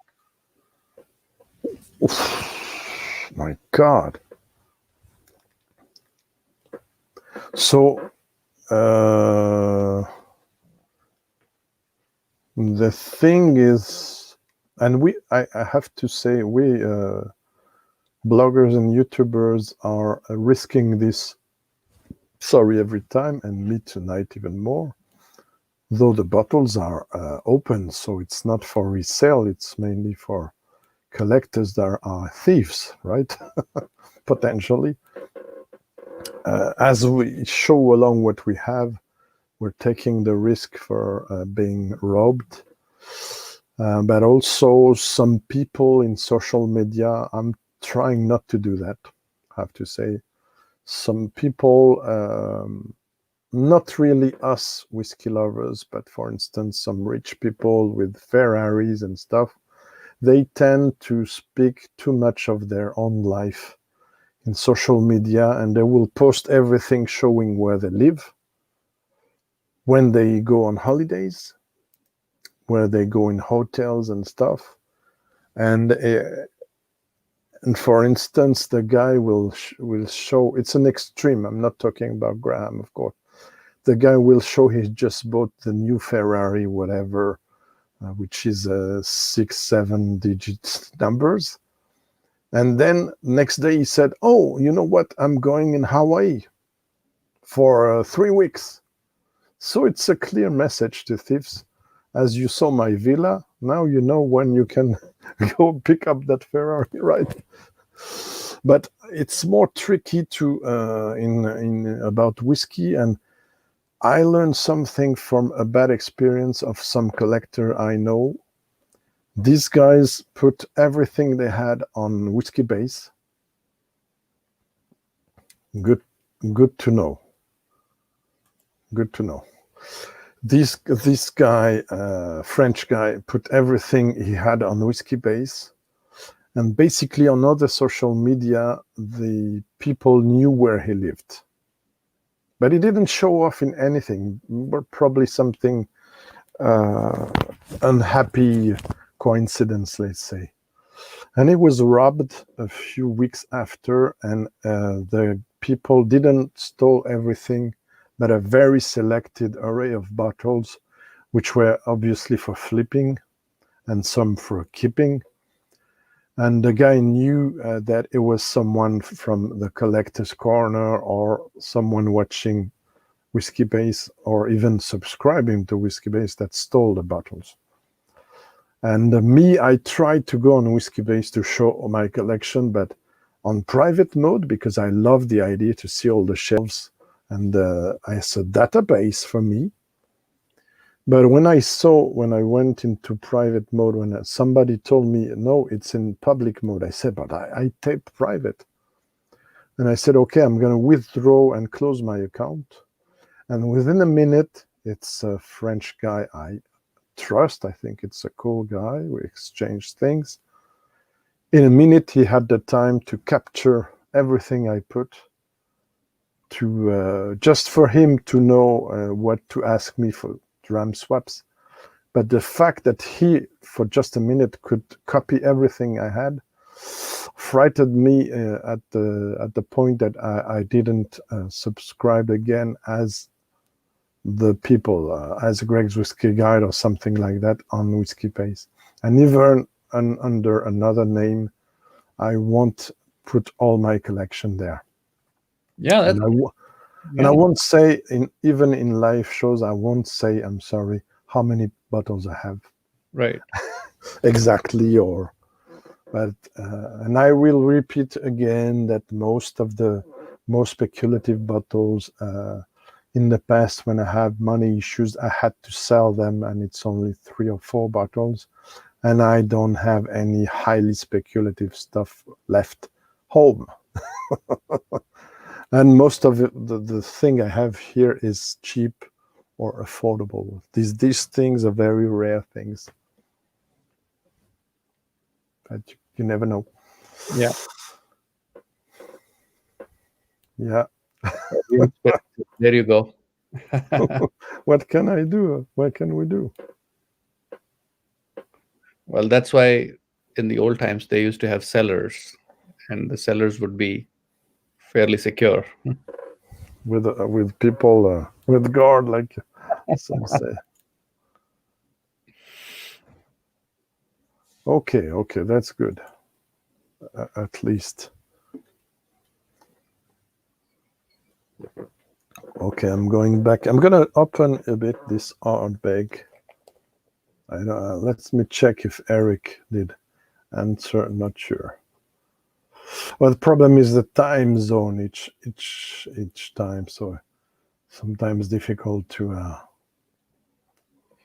Yeah, and it's New Year's Day. Maybe folks may have. Yeah, you know what? I didn't do it yesterday because I knew many people were going to party on their own.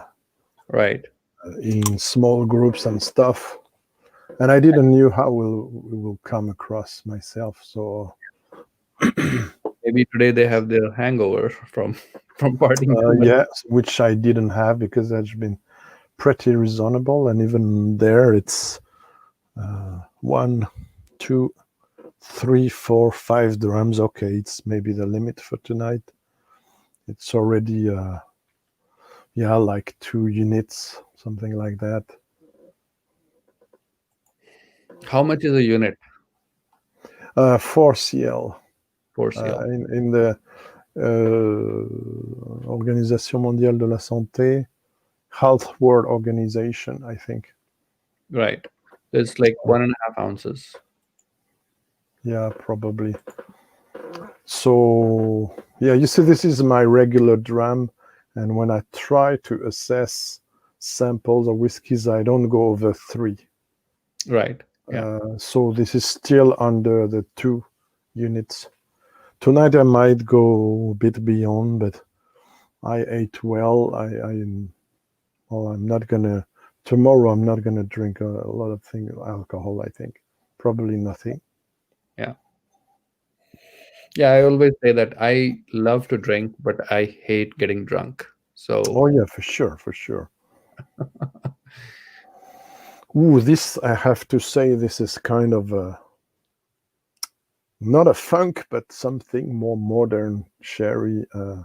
And mind you, even if it's P.X, it still have some rough edges of ardbeg, some kind of tarry, rubbery, ashy smoke. It's not too mineral. It's not so far from some lechegs, very sherried lechegs. But what I like with the P.X, my friend, is the chocolate notes, dark chocolate notes you get. And I had a beautiful tasting of P.X wine with chocolate with one of the best French maker. That was something.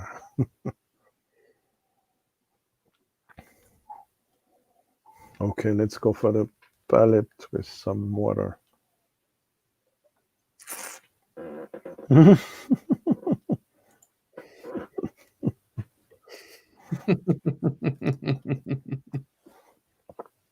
Wow. It's kind of a bit like the Ben Roma Cask Strength I liked a lot. So it burned tires. Not everybody will love that. It's burned tired with sherry, loads of sherried wines launched on the burn tires along the way. but I love it. do you have some Ardbeg Udal at hand right now? No. The only one I have, which I'm not sure I want to keep, is an ardbeg. Okay. I'm not crazy about. I think it was Manzanilla finish. Okay. I'm ready to swap with someone. Well, the only reason I asked because the one you just had is a sherry matured ardbeg. Yeah, but P.X is also a sherry ardbeg at Cask Strength.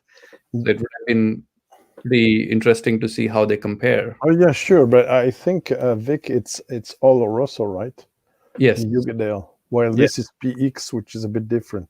Right. But sure, it's two sherries. So. Yes. But no, it's one I have on the wish list still, I have to tell you. But did I say hi to Doug? I don't remember. So if so, sorry. I say hi now. And Happy New Year. Hey, Doug. No, I have another one, which is one of my favorite ever ardbeg. It's the Almost There. Oh, we have a good question for both of us, Vic. A target bottle I want to buy in January. I was actually really keen to get that Cab Franc Longrow Red, but when I saw the price, I was maybe if it comes on sale, right? Sometimes, post New Year, retailers put things on sale. If it comes on sale, I would love to buy that. May I ask why you said Cab Franc and not Cabernet Franc? Sorry to. Yeah, that's fine. It's because you want to shorten it? Yeah. Okay. And by the way, like I said, because I'm French, I'm sorry. Franc, F-R-A-N-C, you don't pronounce the C at the end. It's Franc.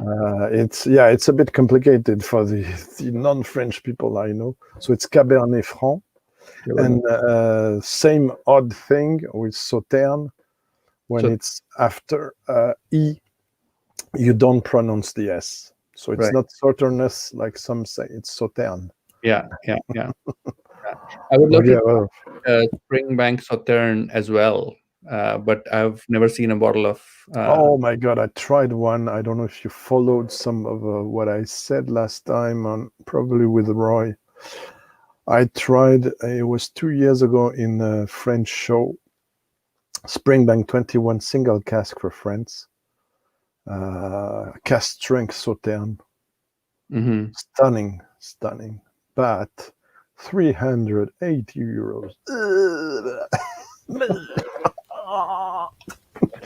It's like they're killing you.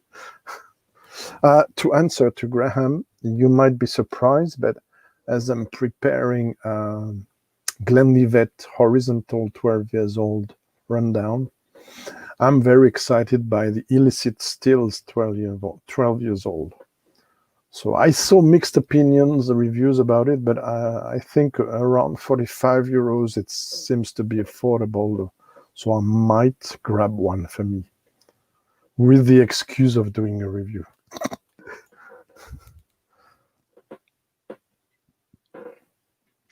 Cheers. I really am enjoying the Aaron 21, which it's compared to the Belgian, it's definitely better. I don't know if Alan, the whiskey friend, did you review the Aaron 21? I don't remember. I haven't tried it yet. Yeah, this one needs a bit of time and a bit of water to open up. Now, how dark fruit, sorry.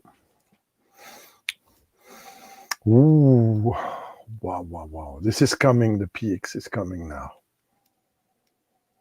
It needs time. It will be difficult to translate it in English. The fruits when they are, you can feel the skin almost, and they're thick, Mm-hmm. and they're almost marmaladish in a kind of texture. And this I have now with the P.X.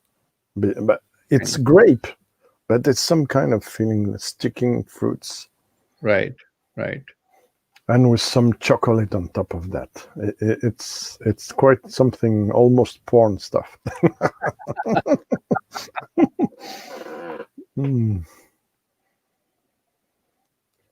Yeah, maybe. I don't want to do something like that because it's going to be mostly about wine, but maybe, yeah, for some whiskey finishes in wine cask. You're right. I could do that. It's kind of like what Roy did for Gaelic pronunciation of the whiskey names. Yeah, good. Well, it could be. It's not the first one to ask that. So maybe 3, 4. So I might do something. So we had 11 people. We're almost midnight.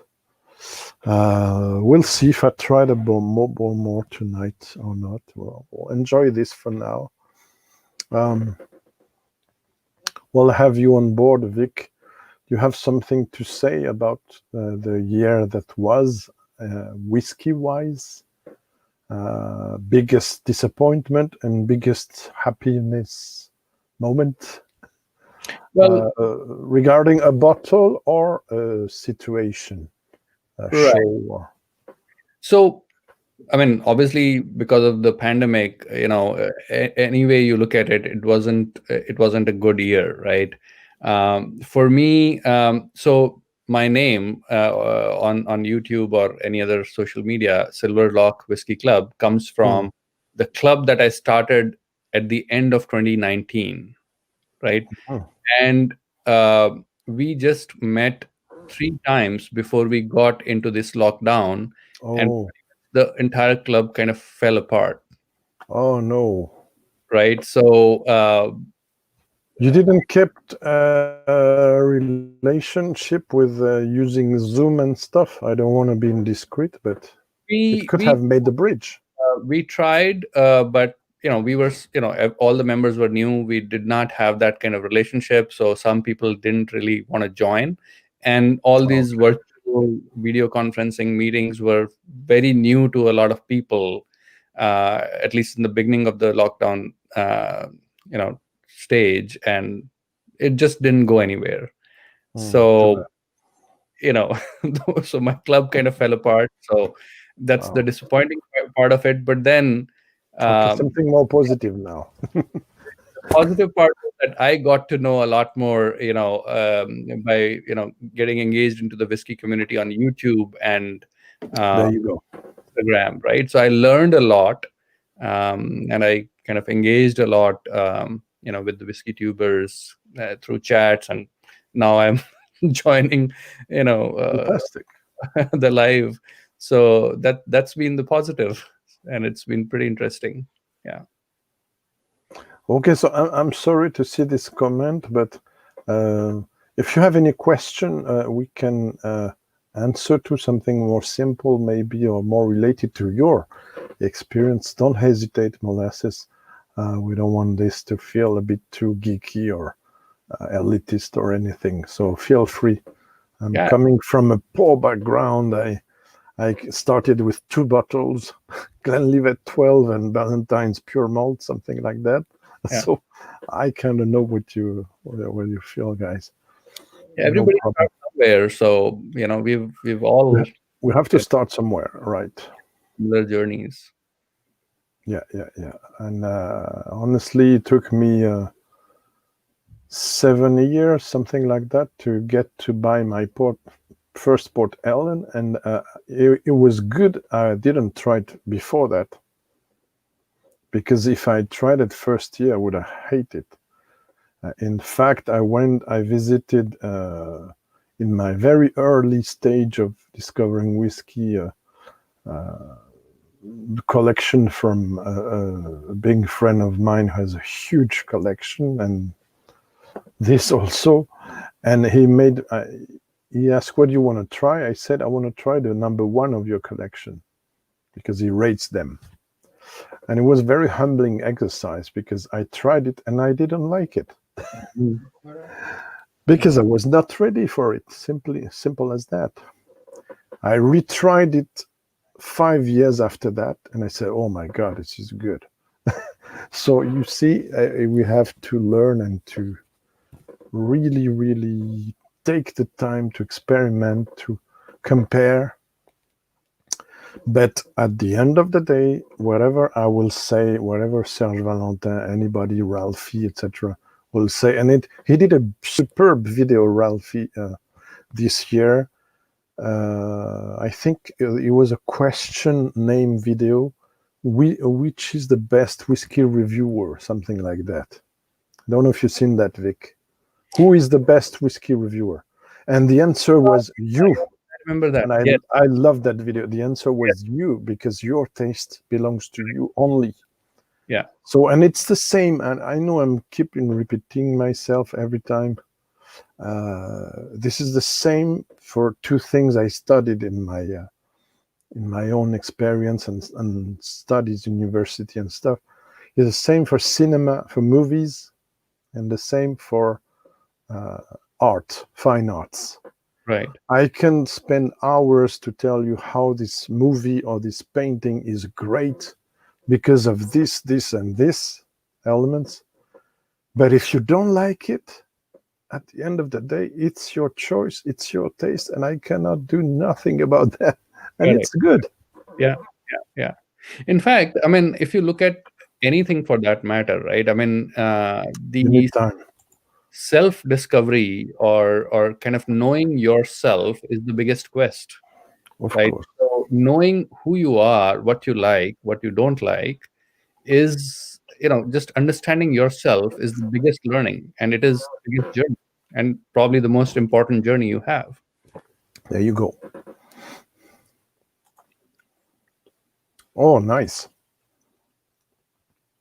Well, you probably drank ardbeg all this time without knowing it, because I think there is inside.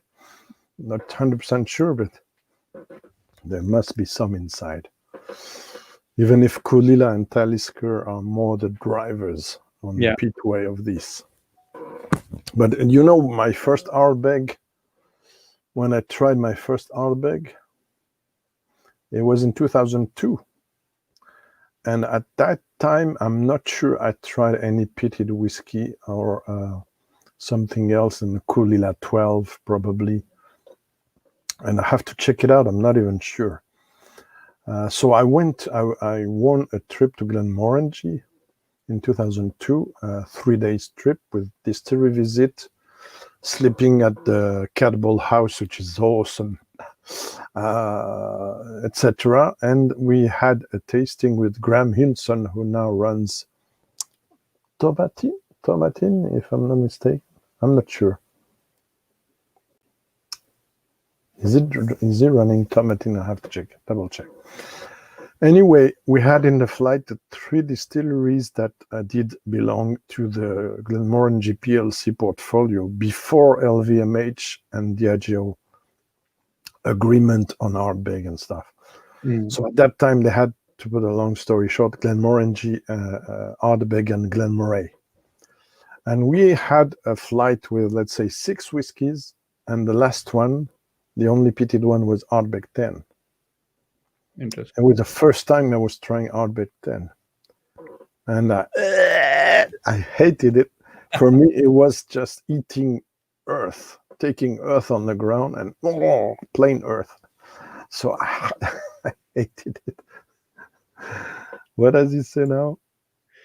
Yeah, the first time I tried, Of course, was in 2010, and first couple of times it was really hard to understand because I'd not had any peated whiskey before then, and Laphroaig was my first peated whiskey, Laphroaig 10.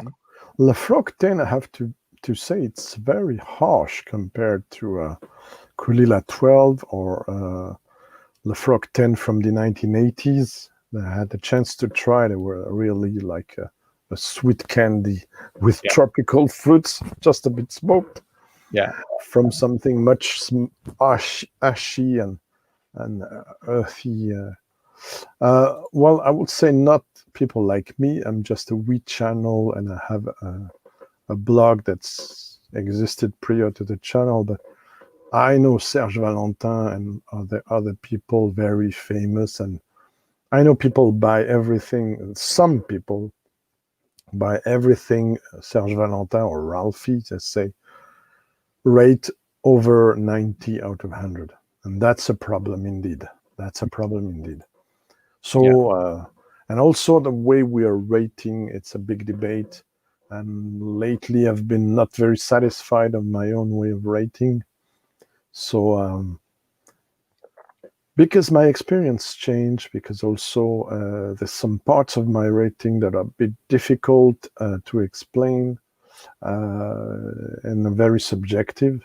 And if I want to drop this, I have to change completely the scale. This is on my website, by the way, for people who wants to know how do I rate my system. But the problem is, if I change it, I have to go back to 4,000 whiskeys tasting notes, and there's some I cannot retry or even think of what they were when I tried them. So yeah. But what I can do, because my videos are more recent, I'm 1.5 years almost, or more, I don't remember now, probably more now, I progressively drop off the rating, at a few exceptions. And for instance, in my current series of 4 videos about comparing old bottlings and new bottlings, so it's a horizontal. There's a new coming in the following days about Chivas 12, Chivas Regal 12, because I have a chance to have one from the 80s and one from 2015, and they're quite different. Yeah, I'm sure. But I'm not rating them because it's difficult to judge a bottle that has had OBE, old bottle effect, so a lot of oxygenation, even if it was closed, with different cask type, etc., different practices, less supply and demand than now with the current one. So I'm not comparing them saying this one is good, this one is not good, this one is 90, this one is 70. I'd rather say how it has changed, what can we learn from the old experience, with reservation, of course, regarding possible degradations, and what also is interesting now. So I'm trying, hopefully, to give my experience on tasting this. Yeah, but no, you don't have to be sorry. I'm sure I tried ardbeg 10 on some shows, and I found it very good. But I didn't bought because I want to have home the exact batch that I tasted in the show. So maybe if I spend more time and I write down, because sometimes in the opaque bottles, it's very hard to get the batch number engraved. And then if I can be sure what I tried is what I will get, and it's the same for other brands, mind you, then I will buy it, of course. So it's not anything like segregation or racism against the brand. And again, I said in my video about marketing tricks, etc. I said I listed all the ardbegs I loved, and some are rated very high. So I don't think it's really a question of hating a brand or stuff like that.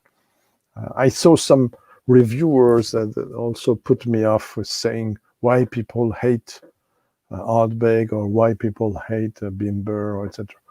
This is not relevant. We don't hate brands. We just don't like sometimes the way it's overhyped or overpriced. Correct. Take Macallan example, for instance. But I tried some awesome Macallans in the past, so I'm not gonna throw on the trash can every single Macallan I've tried. I just need to be critical also because I'm taking as also not many. I don't have a high wage, and if I spend on money on whiskey, it's also because I don't spend it in other things I could or I should. And I'm alone for some years, so I don't have to, you know what I mean, treat anybody, etc. And don't go on vacation. So, but it's my money. I do what I want with it, I guess. But well, it's a long story. Love and hate brands.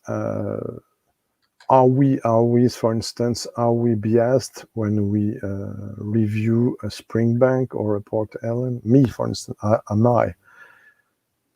People can ask themselves a question. But I'm trying not. I cannot say I'm objective. I'm not objective. Nobody's objective. Yeah, I mean, as a human being, you do develop certain biases, right?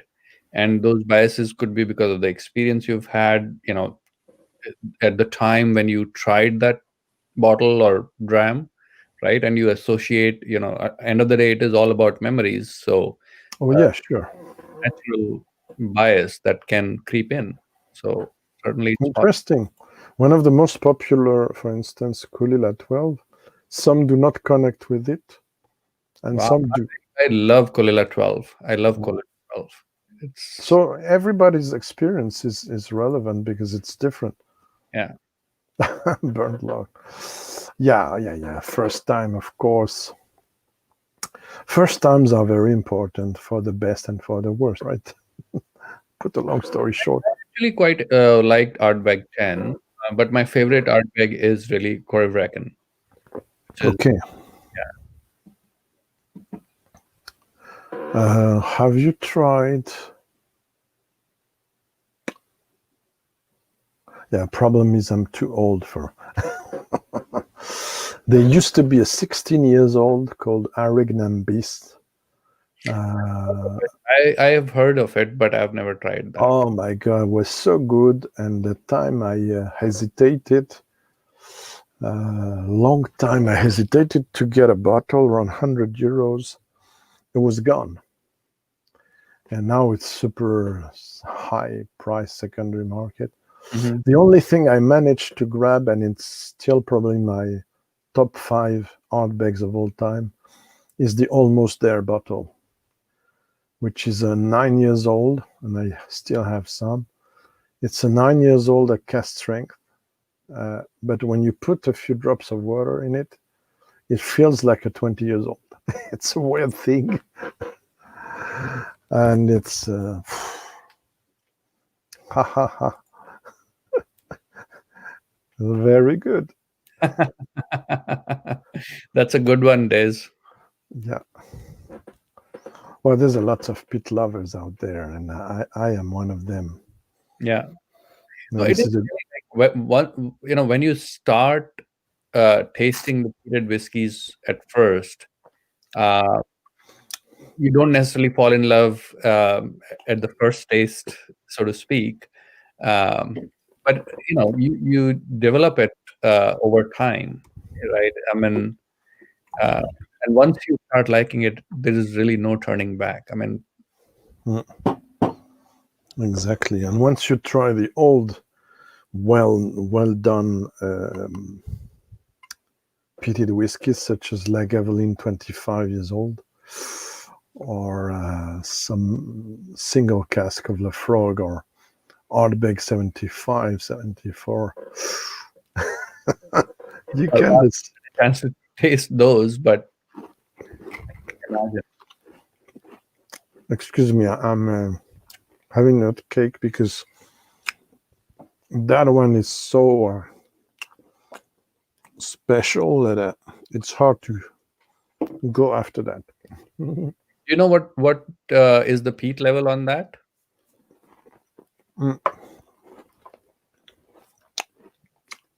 I take, sorry, It's all right.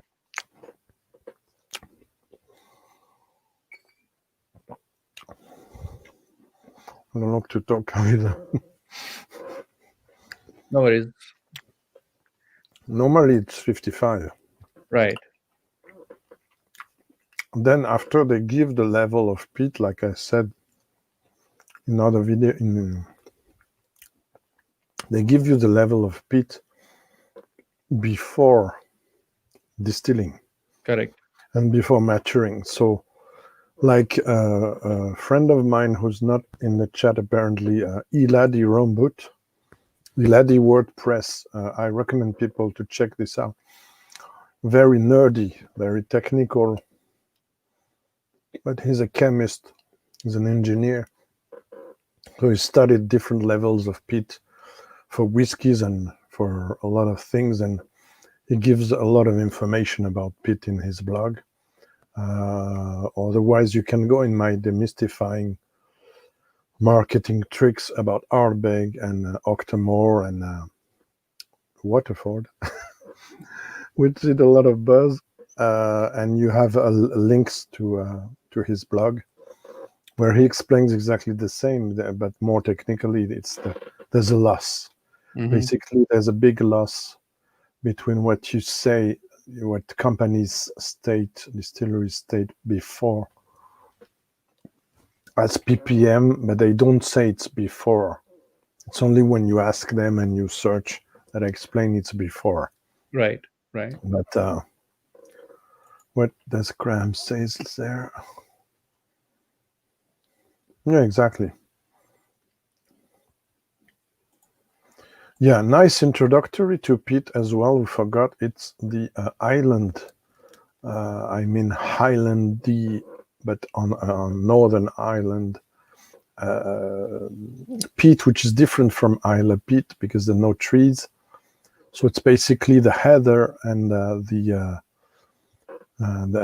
peat from the earth and everything. Sorry, on it. That's it. It's not the same peat as in Isla, and it's very well explained in some Highland Park videos from Jerry Tosh. I don't know if they're still online because they're kind of old ones. There's one especially where he is filmed into a peat bog, something 5-6 meters high, and he explains which part, because you can see the layers over time, 10,000 years, 8, 7, things like that, and the colors change. And he explains we cannot dig into this because it's good for chimneys and fires to heat, but it doesn't make enough smoke to smoke the barley. Right. So we only use this or that level. And he explains and it shows, and it's very interesting. But And also, and then after you have the Speyside style peat with Benriach, which is more ashy, more dry. Mm-hmm. But I like the heather honey style, very elegant of Highland Park, I have to say. And Highland Park 12 was one of my early crush, Absolutely. single malt wise. I Sorry. always love a dram of the Highland Park 12. And I still have the old version before, 2 rebrandings before. Yeah, let's check 10. I'm more reservated. I should try a recent bottling maybe. I tend to prefer my Litcheg indie because it's like Bunnahabhain. I see many people raving about Bunnahabhain 12. I will do a review at some point. I like it, but there's some things that put me off really in it. And frustrates me knowing how Bunnahabhain can be great. It's some kind of restrained flavors because of too much emphasis on sherry casks. And it's a bit frustrating for me because I have a lot of indie bottlings of Bunna from 7 to 41 years old, all indie, and they're all far superior to the core range release, at least, because I don't know all their limited releases. Of course, there's some beautiful stuff as well. I also love the 20 years old Palo Cortado they did 2 years ago or 1. But again, it's Cask Strength 20 years old stuff. So that means 400 euros, something like that. So who's Yeah, gonna buy? I saw that here available for like $550 plus tax, and I was like, too expensive. Yeah, but let me tell you, in 2011, on the bottle was remote, so I can show you. I went to a small show where there were Adelphi independent bottler choices. And the good thing is they were at that time distributed by a great cognac company, small but craft, but a very huge one for me. And there was a cask. It's only a small show with a few casks on the room. And there were around maybe 10 different bottles. Kleinlich, Teenlich, bowmore. Everything we tried this year, it's not always the case, was great. And I saw a Bunnahabhain 41 years old, 1968 vintage, low ABV, 41.2, 5 sherry butts. And I tried it and I say, oh my God, what is this? And it reminded me so much of some very rare old Highland Parks and old, very old bowmores and stuff, which costed at that time around 1,000 euros already. And this one was 219. That's not bad at all. Wow. And I had tried at that time the Bunna 40 years old, a very privileged experience in a show, which costed 2,500 euros. Wow. And that one was completely overwhelmed by the oak, at the point where, for me, it was like eating a bar of pure cedar and eucalyptus. So, no thanks. So, comparing in my head this to 2,500 and this stunning 219, even it was very expensive for me, and then again I paid in several times, I said no hesitation, because at that time, and then the first time as I was right, I said to me, Greg, this is not going to last. This kind of bottling's probably in a few years going to jump out of price. So I took it and never regretted it, because a few years after that, I don't know if it was Signatory or Gordon or another company did release a 35 years old or something like that, and it was already 400 or 500 euros. Yeah. And now look if you can try 41 years old, less than €1,000. Yeah. Got a question? Yeah, I saw that. It just got approved. 70 cl bottles can now be imported into the US. So But there's a tariff question. Sorry to interrupt you, Vic. Do you have news about the tariff question? The government tax on Scotch? tariff, I don't know. I'm hoping that with the change in the White House, hopefully the tariffs will go away. But yeah, we don't know. Yeah, we don't know that yet. But I'm excited about the 70 cl bottle size. Do you think there's really be a big change of price for 5 cl? Honestly, well, it's not about the price, but some of the releases that are limited to UK and Europe will now be available in US as well. Okay, I see. Yeah, you're right. Yeah, because companies explain that they do not export to the US because it's 75. You're right. Yeah. So unless they have enough volume to bottle in this 750 ml for the US market, they will typically release it only for UK and Europe market. Okay. Only to answer Doug, the best answer I can tell you is to go check it out. Let me write down. Maybe not in capitals.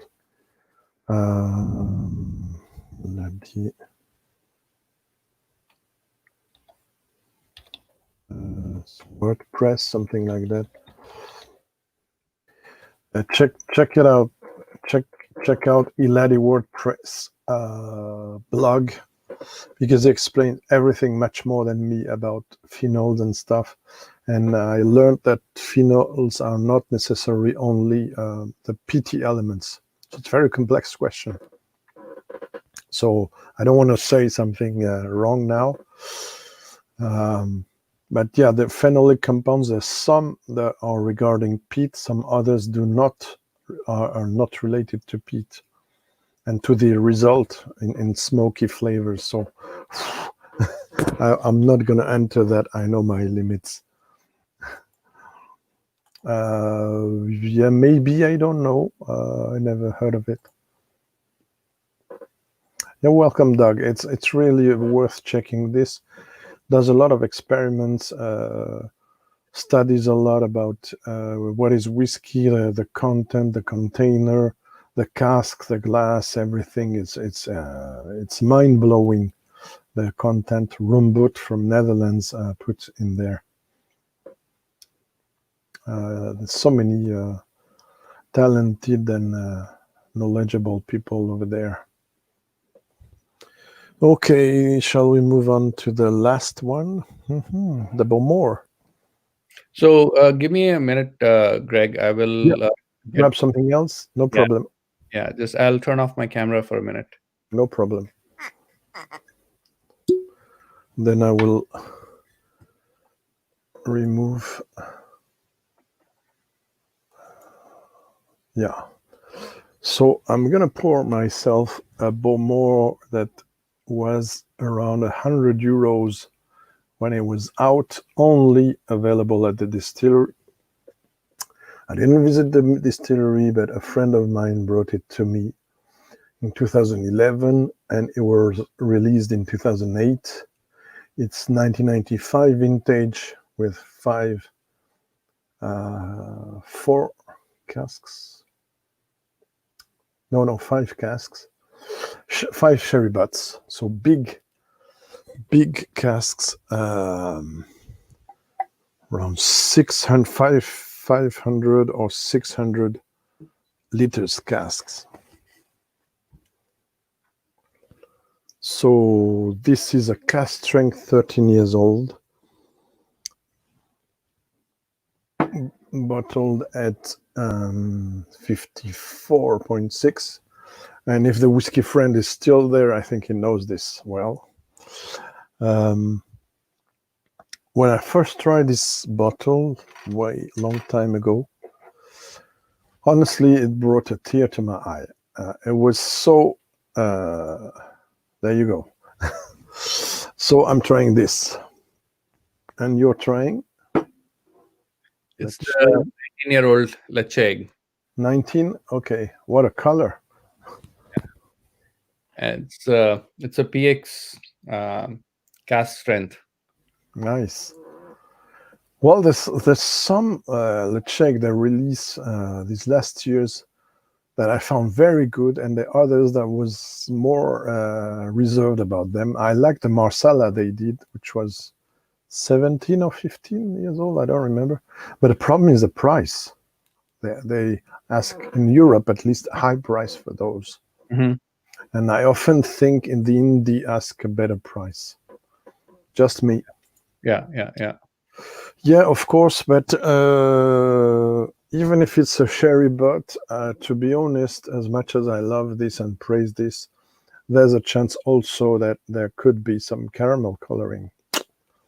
Don't forget, it's an official version. Yeah. But yeah, black bowmore, I have to tell you, I tried it. I tried the first release. It's in my top 70 whiskies on my website of all time. I tried, and it's also in my top 15 exceptional whiskies you should try before you die. Video. A video in which I'm very proud to say, as I have often a complex, being of poor origin, money-wise, I often have a complex to have such good opportunities to try expensive stuff. I often say to myself, Greg, you have to give people affordable alternatives. So why this video is so long, 1 hour and a half? It's because I selected 15 whiskies, almost none in my collection, by the way, and I gave 15 or more alternatives Right. from my collection, of course. So I think it's worth checking out without sounding too pretentious. It's a bit exceptional one. Yeah. No, I did watch that video and Oh. really enjoyed that. I don't remember the names of the whiskeys that you've mentioned, but it's a great video to watch, and the alternatives, or not the alternatives that you've said. Yeah, there were some that were not whiskeys. You're right. Yeah. So did you find it relevant for the alternatives for? Yeah, I in fact I noted down a couple of names. I have not yet purchased those, but I thought that at least I will try and seek out some of them. Oh, thank you. Thanks, Des, as well. I much appreciate it, because I always wonder if I did well doing such ambitious stuff. And I know people prefer 10 minutes, 20 minutes videos, and I don't have a lot of subscribers, probably also because of that, and also because I don't do no editing. But if you can imagine, with my experience and someone who knows how to edit well, if we were working together, it could be terrific. Let me tell you. Yeah. I have some ideas. I enjoyed. I saw his back, Jason Whiskey Wise. I don't know if you know him. Yeah. You missed a lot. Do you want to jump in? If so, let me.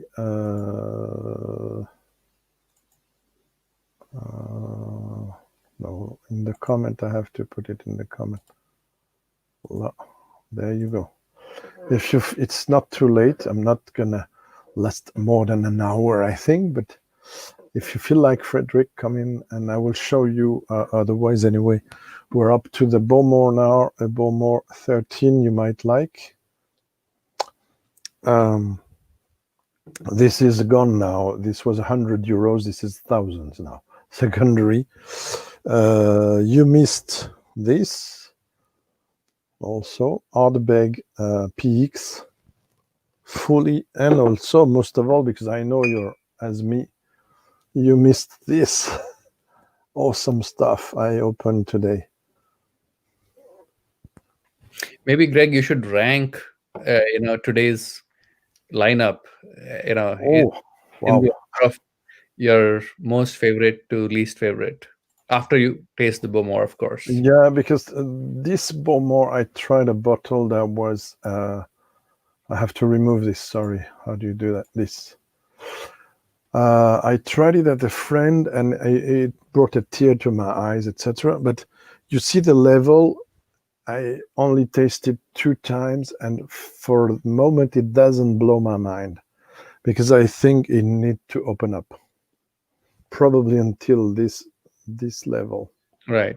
Yeah. So, oh, okay, no problem, Frederick. We'll speak another time, and I know I have to send you stuff, so don't worry. Yo. Oh no, I have to show. I'm trying this. Okay. But yeah, that's true. Color is insane.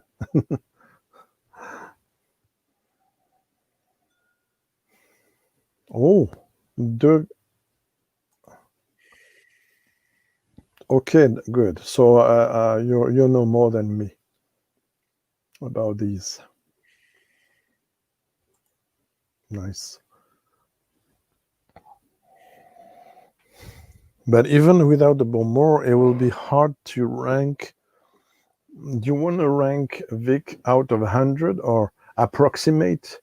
Or do you want something with stars or I was just... just thinking that most favorite to least favorite, right? I don't necessarily care too much about the scoring. I just Okay. feel that Well, it's gonna be hard to say least favorite, because I think some of these needs to be opened up. This is apart because it is corked, so I'm not sure it will go back to the level of my previous bottles. Unfortunately, this seems a bit weak, to be honest, compared to those I tried. I hope it will open up, and I'm not sure. So we'll see. The least favorite is this one, but doesn't pay justice to the distillery. This I couldn't open. Oh my God. Oh, there you go. But it's too late. I'm not sure we'll compete after the bowmore. Yeah, yeah. Ooh, nice pear and apples. I will try tomorrow, maybe. Let's say for now, favorite this. Oh, okay. And just right after, with complete different profile, the springbank, which is really awesome. Yeah. But they're different whiskies. Right. But based on one trial, it will go on my rating probably over 90 out of 100, 91, 92 maybe. And this, I remember noting the sample 95, but it probably go lower than that now. Probably 93, or I don't know. Had to be more careful now of what I used to be. I like the way New Dram Drinker give their, for instance, their ratings with the funny awards instead of rating. I did help them out to find a way of rating when we do our private tastings, but I ended up using their own scale to adapt it to our tasting, and it was nice. So, that's good. I should talk about this in a separate video, ratings in whiskey. Yeah. So many things I have to do. I don't have time.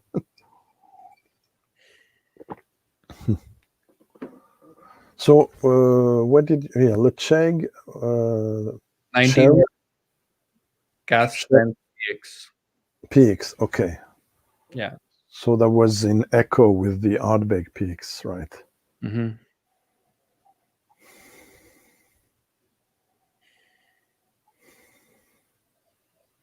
This, I opened the bottle over 6 months ago, so it has settled down quite a bit. When I first opened it, it was quite aggressive. Okay. The heat is much softer. It's kind of earthy, lemony kind of heat. So it's not overpowered by peat, it's what you say? It has settled down quite a bit. Yes, it is not overpowered. It's much easier on the nose compared to when I first opened it 6 months back? Well, the question of neck pour is a big question. Who is DG? I don't know who is. I hope it's not a spammer. Well, we'll try. Who is DG? Hello? Oh, we don't have sound. Oh my God, what is this? We don't have sound. Oh my God, what is this? Oh, it's a spammer. I'm sorry, I feel it like that. I don't know you, Vic. It's a problem when you give the address to everyone. Yeah. What is this? Let me see. I have a private message. Excuse me. I'll try to dialogue.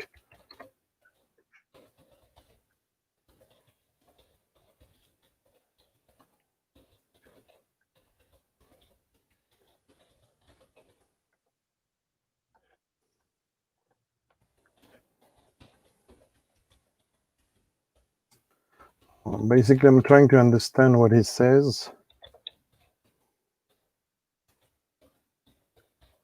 Yeah, we could not hear him, and we are not sure what he was trying to show.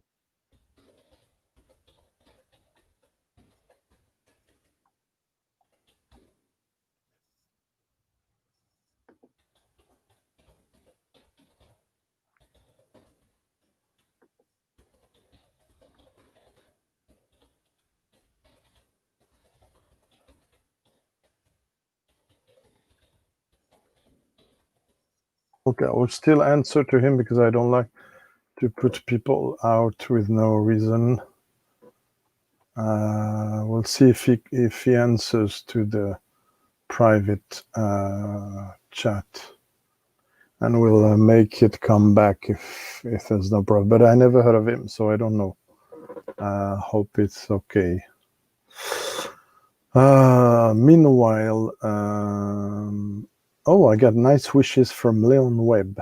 And yeah, it's a cool thing with the whiskey community is that Foot Quick and he saw so much. I was raving about Shelter Point. He proposed me to send me some samples of Shelter Point, which is awesome. Nice. So because I've planned to do a live with Leon Webb, and I didn't want to do it before tasting anything from him, which could seem weird. I got questioned. It was a bit disturbing, but sorry, guys. Yeah, it's possible, but I will. It's a question also to Vic, probably, because he just shared his experience. So I pass on to Vic just after me. But I will say the question gets probably more complicated with the addition of peat in the mix. I don't know what you think, Vic. Yeah, no, I agree. In terms of P.X. finishes, I'm just trying to think. I have tasted the Laphroaig P.X. cask finish as well. But when I compare the experience between Laphroaig and Lechaig, I felt that Lechaig took a lot longer to settle down and open up versus the Laphroaig. And it could be because of the age too, because the Laphroaig P.X. is a non-age stated whiskey. So maybe it's much younger versus this, which is 19 years, right? So yeah, that's the problem with Laphroaig. It's they do a lot of releases that seem to be affordable but way too young, in my opinion, and they're unbalanced. Yeah, exactly what in my opinion did Bunnahabhain with the Torcha, the first release or the first 2 years release. I found it very aggressive, very young.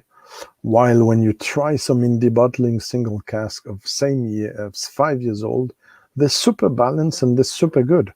So I don't understand how they put this across and why is it so badly made.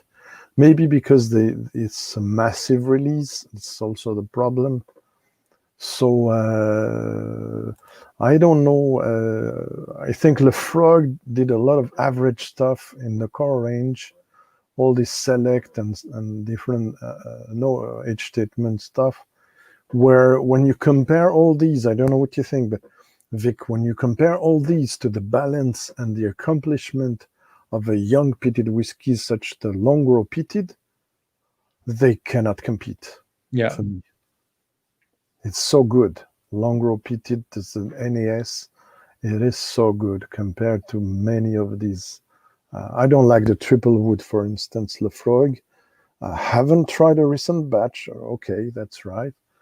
Maybe it has improved, but and again, I'm just an amateur blending, sometimes professional.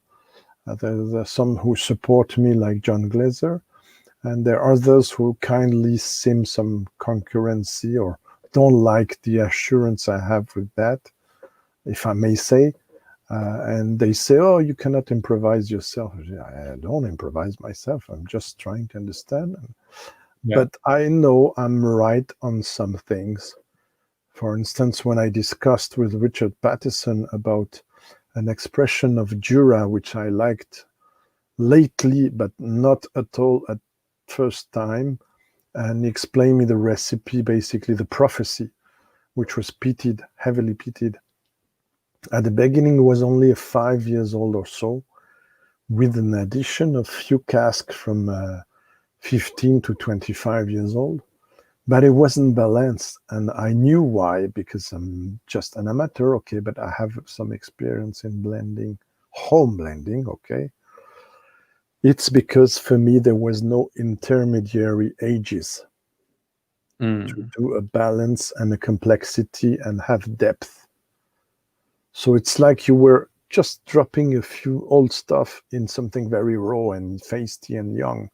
It doesn't work. You have to have a wide array of ages. And why did the Longrow CV, which was prior to the, and I explained that in a video, prior to the N.C.S peated we have now, so good? It's because I learned from the company that the casks were from 6 to 14 years old, but there were a wide array of ages, of vintages in there. So they could really showcase the complexity of Longrow style. And the peat was not in your face. It was complex. So really supporting the distillery character. And we talked with Richard about the prophecy, and he said, yeah, I understood. I did wrong with the first batches, so I corrected it, putting more intermediate content. So I was glad I was right, just by guessing and tasting.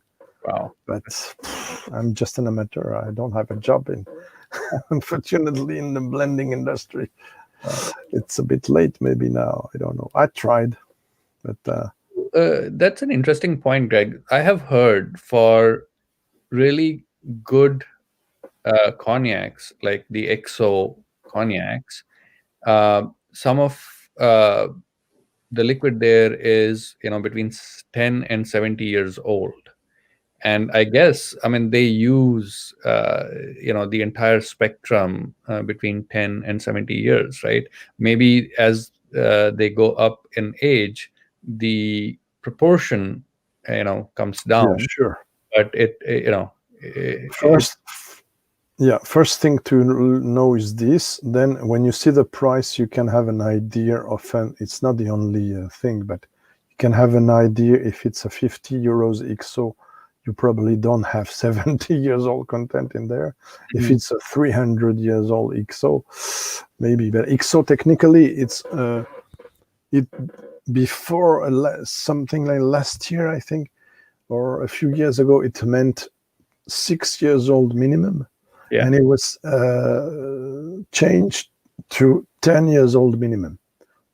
But in cognac, they need depth, because most of them, unfortunately, are bottled at 40% and caramel color, and put some oak essence in it, essence de boisé, which is some kind of 150A, but for oak. It's a shame, but and also I don't know if you know that, because I dive a bit earlier on. I dived a bit more into cognac because I visited some cognac companies, and I'm friend with GLEN Dupeyron, who was selling those Bunabin I was talking about earlier on. And he did a visit for me and a few friends, in-depth visit of everything, and explained a lot of things that the industry doesn't want really us to know.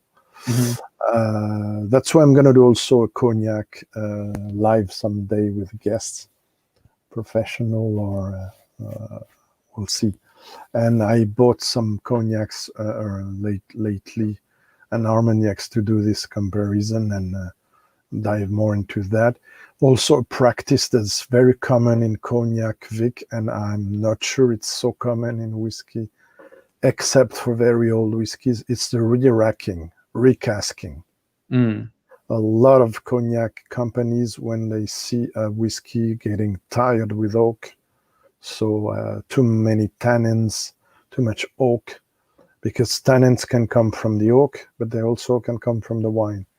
When it's too tannic, it's too old, they re-rack into younger casks or better casks or more recharged casks, etc.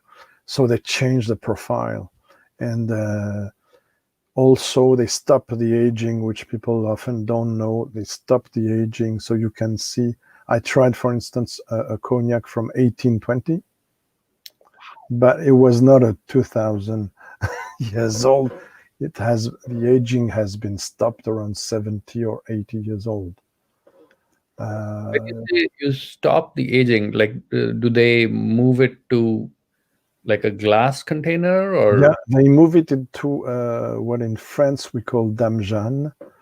And John Glazer, my friend John, did a wink to this in a release he called Demi John, which I suppose is the term in English to say it's a big jug of basically around 25 cl of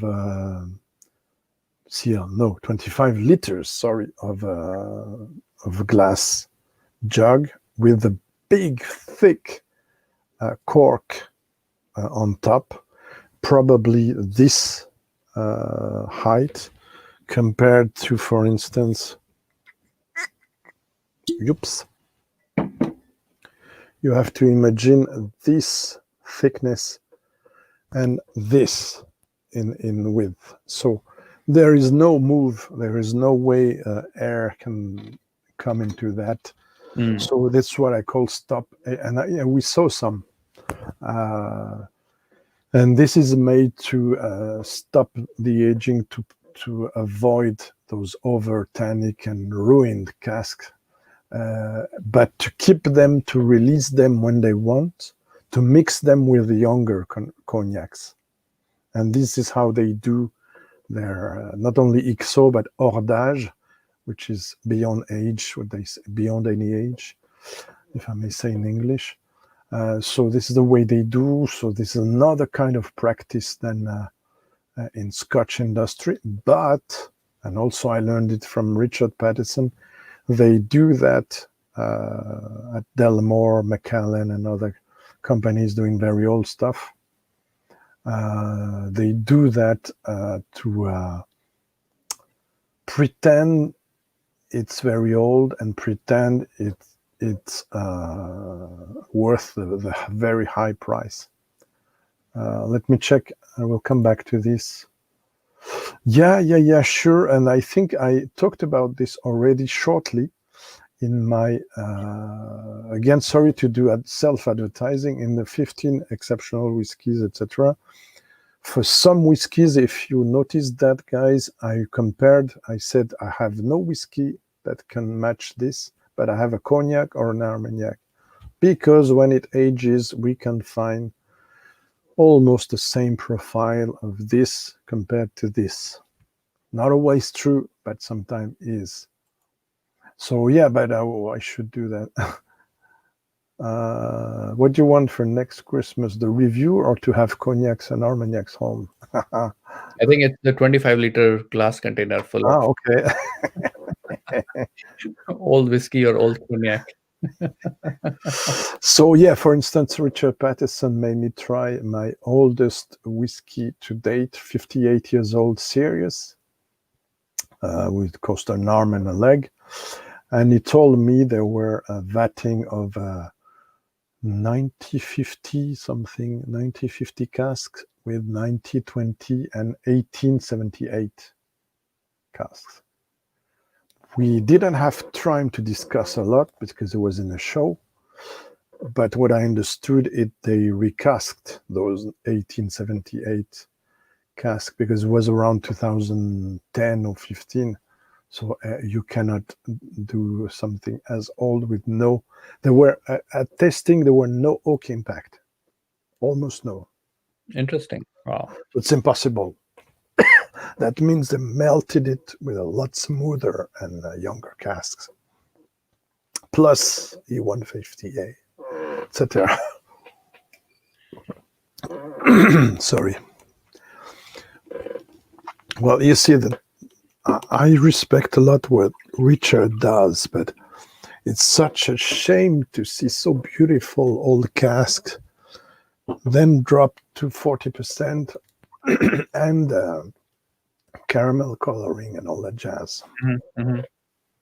It's a kind of shooting yourself in the foot. Yeah, I don't know if that's Richard Patterson personally, right? I mean, it's the corporate, right? Yeah, absolutely. But one day I wish we could do a how would I call that? No double talk interview. Probably will kill me after that. But we're in good terms, so I don't know. Where I would ask him, Richard, you put so much energy to explain that we should taste properly the whiskey with a glass and drop it on the floor, blah, blah, blah. And then after you ruin it with a 150A. So what's the point? Oh, bastard, shut up. You will probably tell me. Isn't Richard moving to another distillery, a new distillery, or maybe he's like investing in it? Yeah, and that's how I lost, and that's why I lost a mark in latest Roy Aquavitae quiz.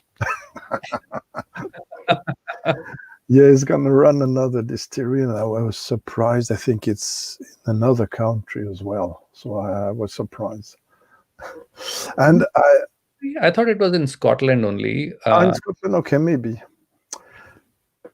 I also agree with you, Doug, because it's one of my favorite down north, and also because I had it half price of it. What is it now? Maybe probably the third of what is it now. So this is a way you can find something better, or being biased because. But it didn't have bad company. It's because somebody owed me a service in the shop, won't say more, and I said, how can I thank you? And I said, I see this bottle. Can I have it professional price? Okay, yes. Thank you. And Graham, the one and only, who does beautiful pictures, by the way, check it out on Twitter, for instance. Weather pictures, landscape pictures, often selected by BBC or other TV broadcasts, weather forecasts. He knows, no, it was this. He knows because he's in Stirling also. So it's a new one. So I was wrong, and you and Graham are right. It's in Scotland indeed. Thank you. Yeah, there you go. Yeah, Menno almost killed me last time. I think I did 4 out of 10. Oh my God, the quiz. So the guy never answered me, just to let you know, Vic. I sent, so I don't know what's going on. Maybe the guy seemed to be very angry, so I was kind of... yeah, but he was audible, so we don't know what he was... No sound. Yeah. So I don't know. Maybe. I hope he's not too disappointed.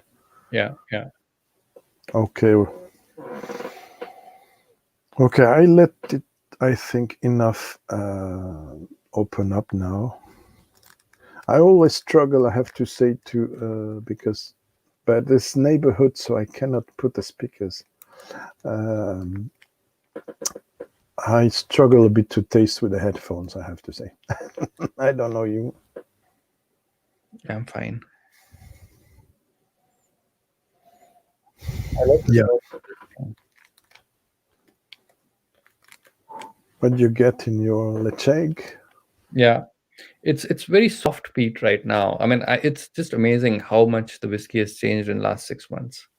Mm, It's very soft, interesting. very sweet, kind of jammy kind of flavor just on the nose, with that soft peat, very earthy, a bit of brine, lemon kind of peat.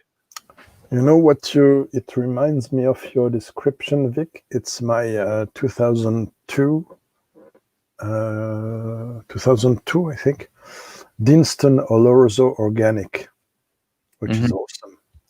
And it is tainted by the sherry, but it's very creamy.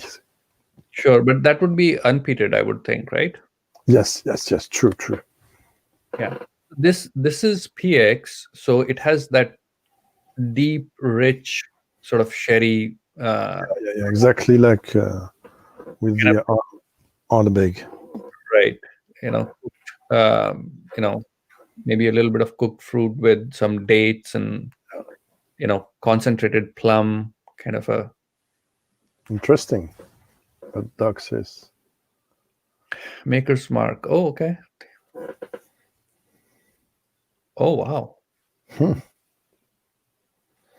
It's one of my wishes also, but it's not prioritary. Sorry, compared to Scottish distilleries, to visit the United States distilleries as well.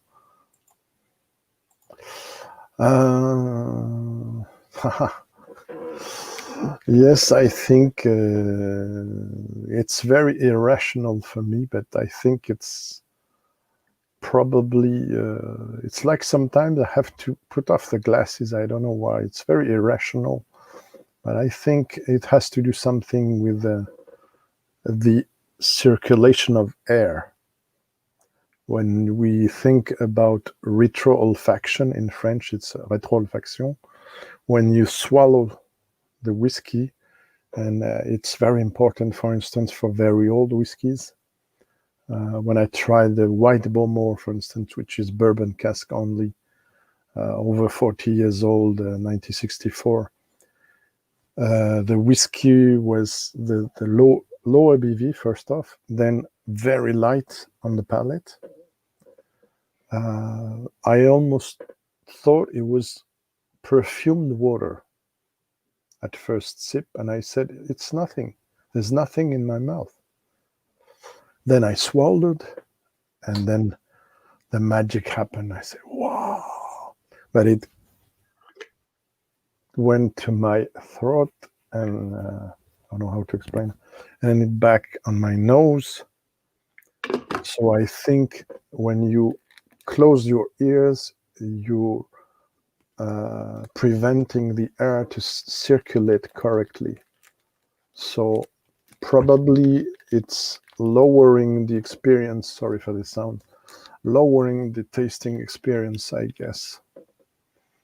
Yeah. So, I mean, even when you go to see a doctor, a specialist, sometimes you have this ENT specialist, right? Which is ear, nose, and throat. Okay, we call it ORL here. The passage is connected. Ear, nose, and throat are connected. So, in medical doctors, the specialists are known as ENT specialist. And I know what Scott from Scotch Test Dummies is experiencing right now. Sorry, because I lost for almost. Oh, interesting. I will check this out. Because I lost my senses, abilities to nose for almost a year, a few years ago.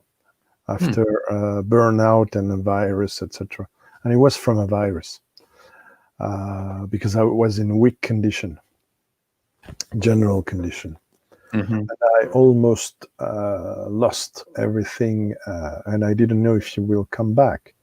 So I tried to explain that to Scott. He didn't answer. Probably he was put off by my comment. I don't know, because I explained it could last long. So I called for him to be courageous, and also to try to check everything, not only whiskey, but ordinary things of life and of cooking. So I had been advised to by the specialist I saw, is to double check 2 times a week, let's say, a bunch of spices and botanicals, not too harsh chili spices and stuff to aggress your nose, but to try a lot of botanicals and plants and spices, and almost the same ones week after week to see if there's a change. And then I recovered 100%, but it took me almost a year. Wow.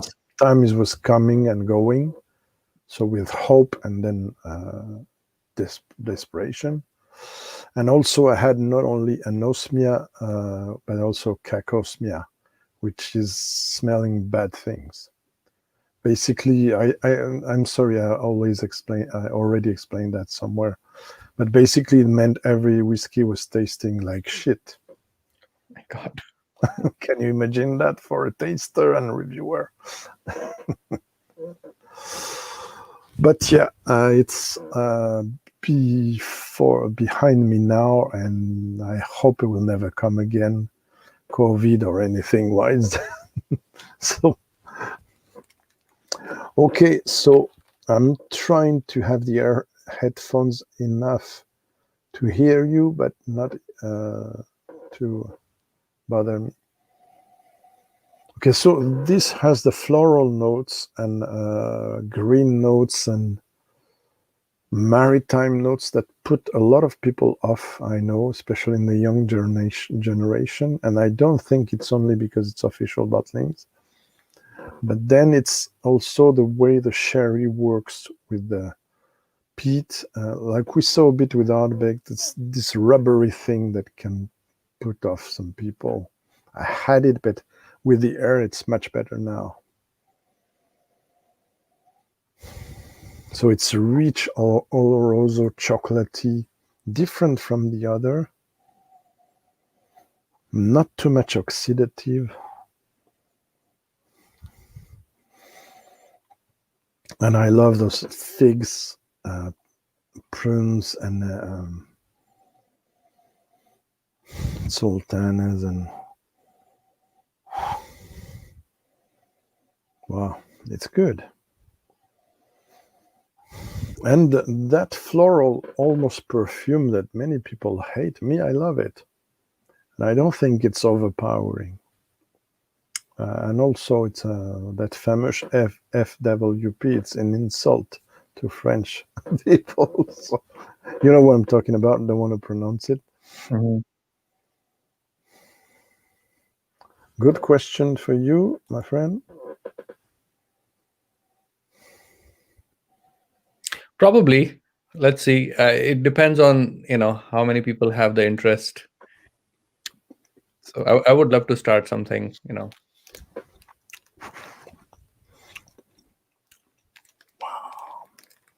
Oh, it's much better than in the first try.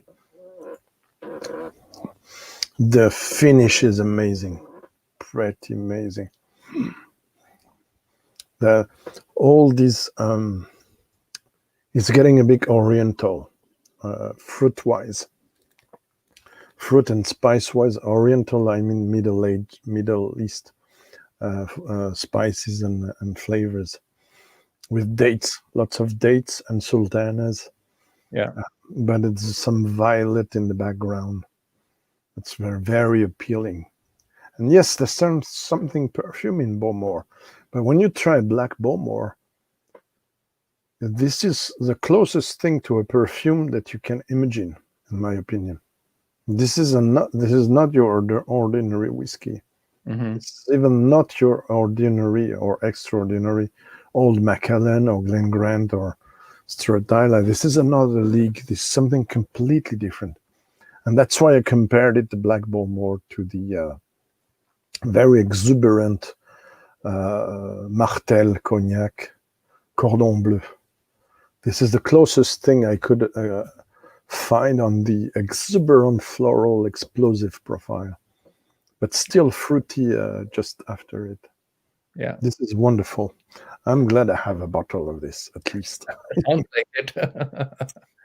About probably about 4 years ago, I had picked up a bottle of Bowmore from Travel Retail. It was a 10-year-old. I think it was called the Devil's Cask Oh yeah, devil cut or or devil's Devil's cut, something or like Devil's that. something like that. It was a 10-year-old Travel Retail only, and that was pretty interesting. And again, that kind of changed quite a bit over time. I think I finished that bottle probably over about 6 months, and Mm. it really changed. From when I opened it first, and you know, towards the end, it evolved and changed, and I really enjoyed that. I'm in heaven. Mm. Wow, wow, wow.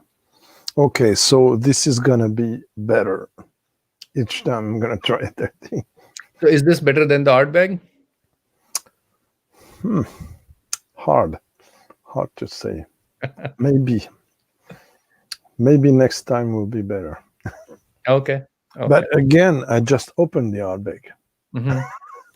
So ask me the, Will get better.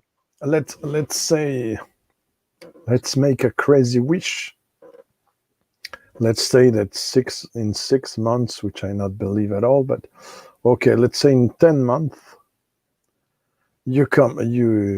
everything is finished COVID wise, and you have the opportunity to travel here, you will try it yourself. Oh wow. Let's say that. Let's say that. Let's dream. Yeah. All these are I'm not going to share it with every single YouTuber or people with dozens, hundreds out there. It is not enough. But if someone passed by who loves whiskey and knows to enjoy good whiskey, why not? As long as I have those.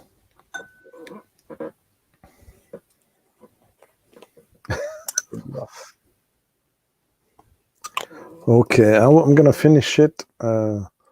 Taking my time a few minutes more, and then I will probably call good night, everyone. With just 9 people watching now. Hope more on the replay. I hope the time was interesting. The time choice was interesting. A bit more late than usual because we're Saturday tomorrow, and I hope not many people worked.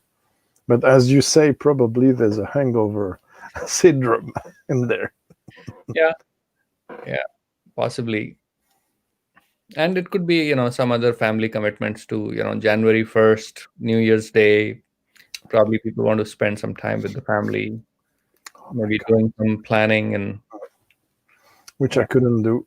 So I'm on my own since some time now. But I enjoy, it's the only thing I could do. So I said, let's enjoy some good things, even if the people with me, it's you today, don't have the same things.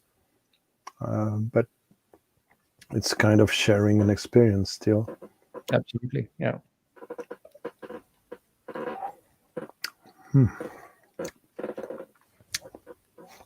Angels fly.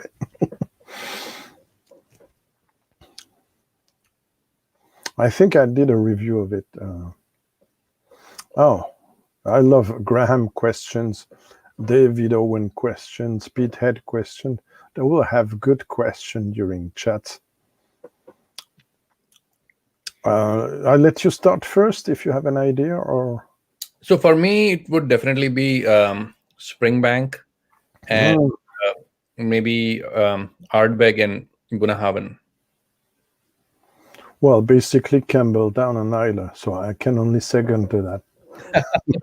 I can only approve. Yeah. With not necessarily the same priorities on Islay, because I really would like to visit bowmore. Buna, of course, because getting friendly with David. And Kilchoman as well, and Lagavulin. Before Ian MacArthur retires, I want to have the special tour with him in Lagavulin. Cheers, David. Happy New Year and good night. Cheers, David. Thank you. Have a good night. Very good question, Graham. And if we look ahead, I would really rave to visit Shelter Point, but it's way too far. And I haven't tried nothing, so it's just by intuition. Yeah, Shelter Point is not available in US either right now. Yeah. It's a small distillery. We forget that. Yeah. But yeah, for sure. Also, oh no, I was. But what does? Sorry, I didn't.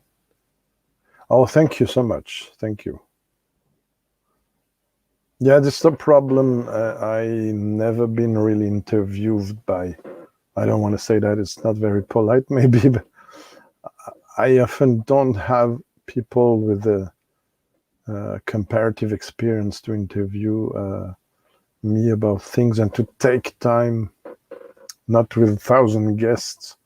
So I don't know. I don't want to sound bad with this, but there's so many things to say that I never have time to explain. Cheers, Doug, as well. We're gonna wrap it up very soon as well.